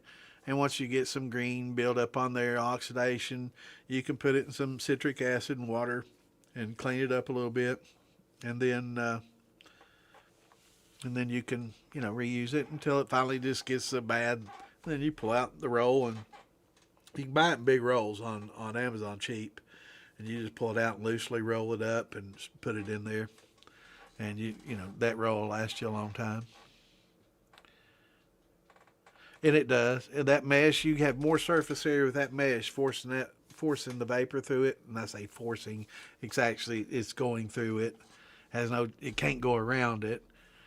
But like if it were just copper walls, you know, it's only what comes into contact. Like if this wasn't a mesh in there and it was just copper piping, only what comes in contact with the walls would be removing the sulfites, right?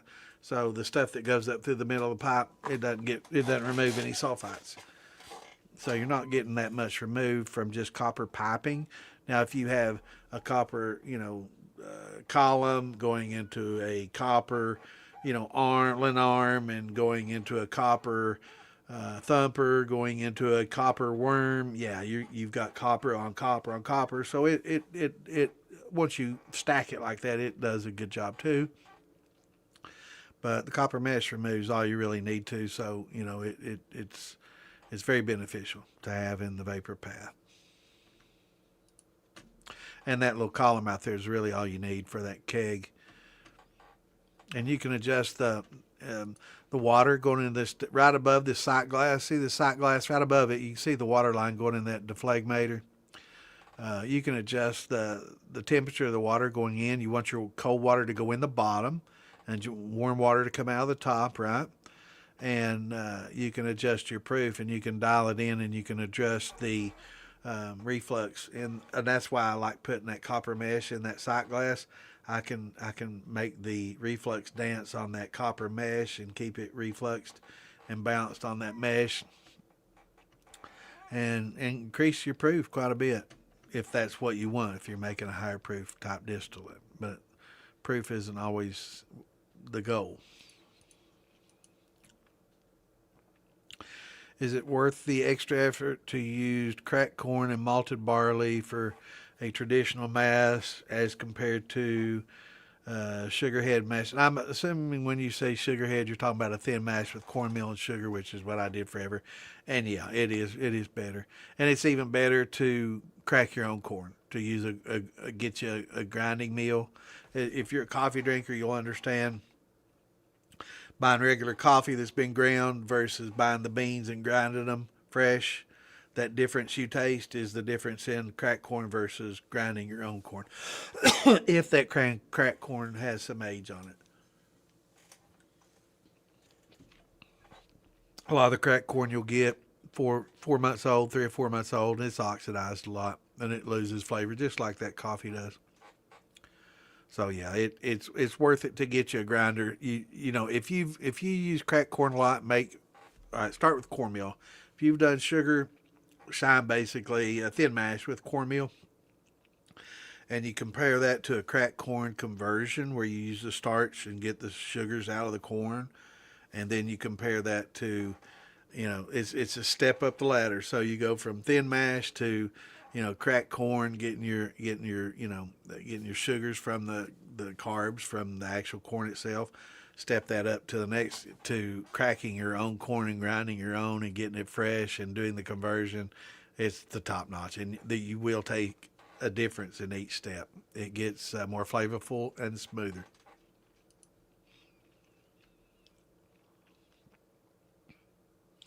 Yeah, definitely pack that. Yeah, boy. Yeah, take that 3/8 inch pipe you got coming off that beaver and you stuff as much of that copper.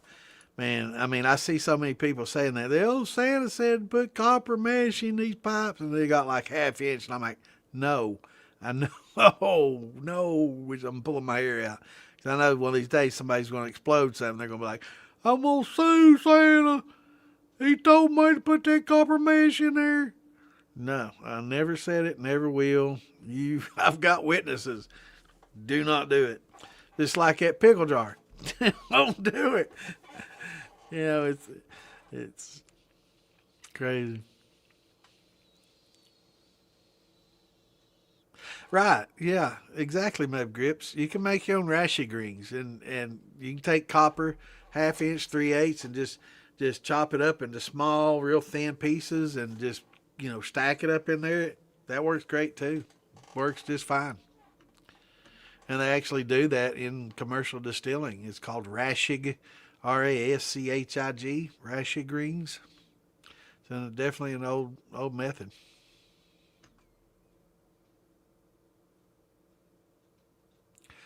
Yeah, what he's talking about is like taking a 1/2 inch copper pipe and just like a ring you put on your finger, you make really thin ones. Just cut them really thin as you can and just make lots of them, just thousands of tiny little rings and pack them in there. That makes, it's a lot of surface area and it makes a lot of rings. Sure, works well. Called Raschig rings.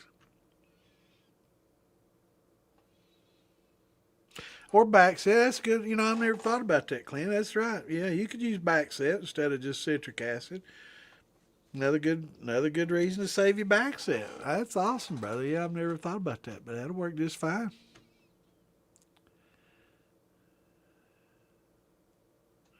Yeah, it is getting about that time, brother. 11:30. Yeah, we're gonna have to take off. But yeah, we'll see y'all again for the newbies on here.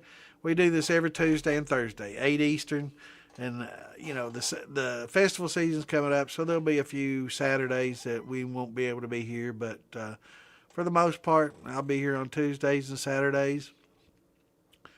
So bring your questions, bring your stories, and come sit and have a drink with us and chat and talk about your failures, your successes, and talk to us about how you stuffed copper in that small diameter pipe and watched it explode all over the house. But yeah, it's great seeing everybody. Great seeing some newcomers, and we'll welcome everybody and we'll answer any questions that you have. We try to make it a safe, enjoyable hobby for anybody, and please bring your questions, bring your friends. If it's a great hobby to share with your buddies. It's just like fishing and hunting. It's another thing y'all can do together and have a lot of fun and fellowship, and we really enjoy it here.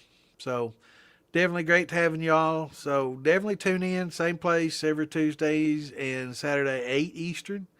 Tuesdays and Saturdays, and we will see you again Tuesday the 17th. Hell, it's getting about tax time. I only got a few more weeks to get my taxes done, so we're going to have to work on that soon too.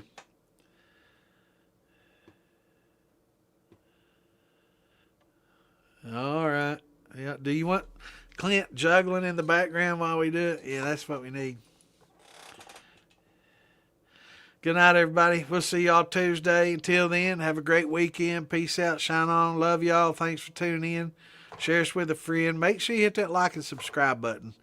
And we'll see you Tuesday. Till then, peace out.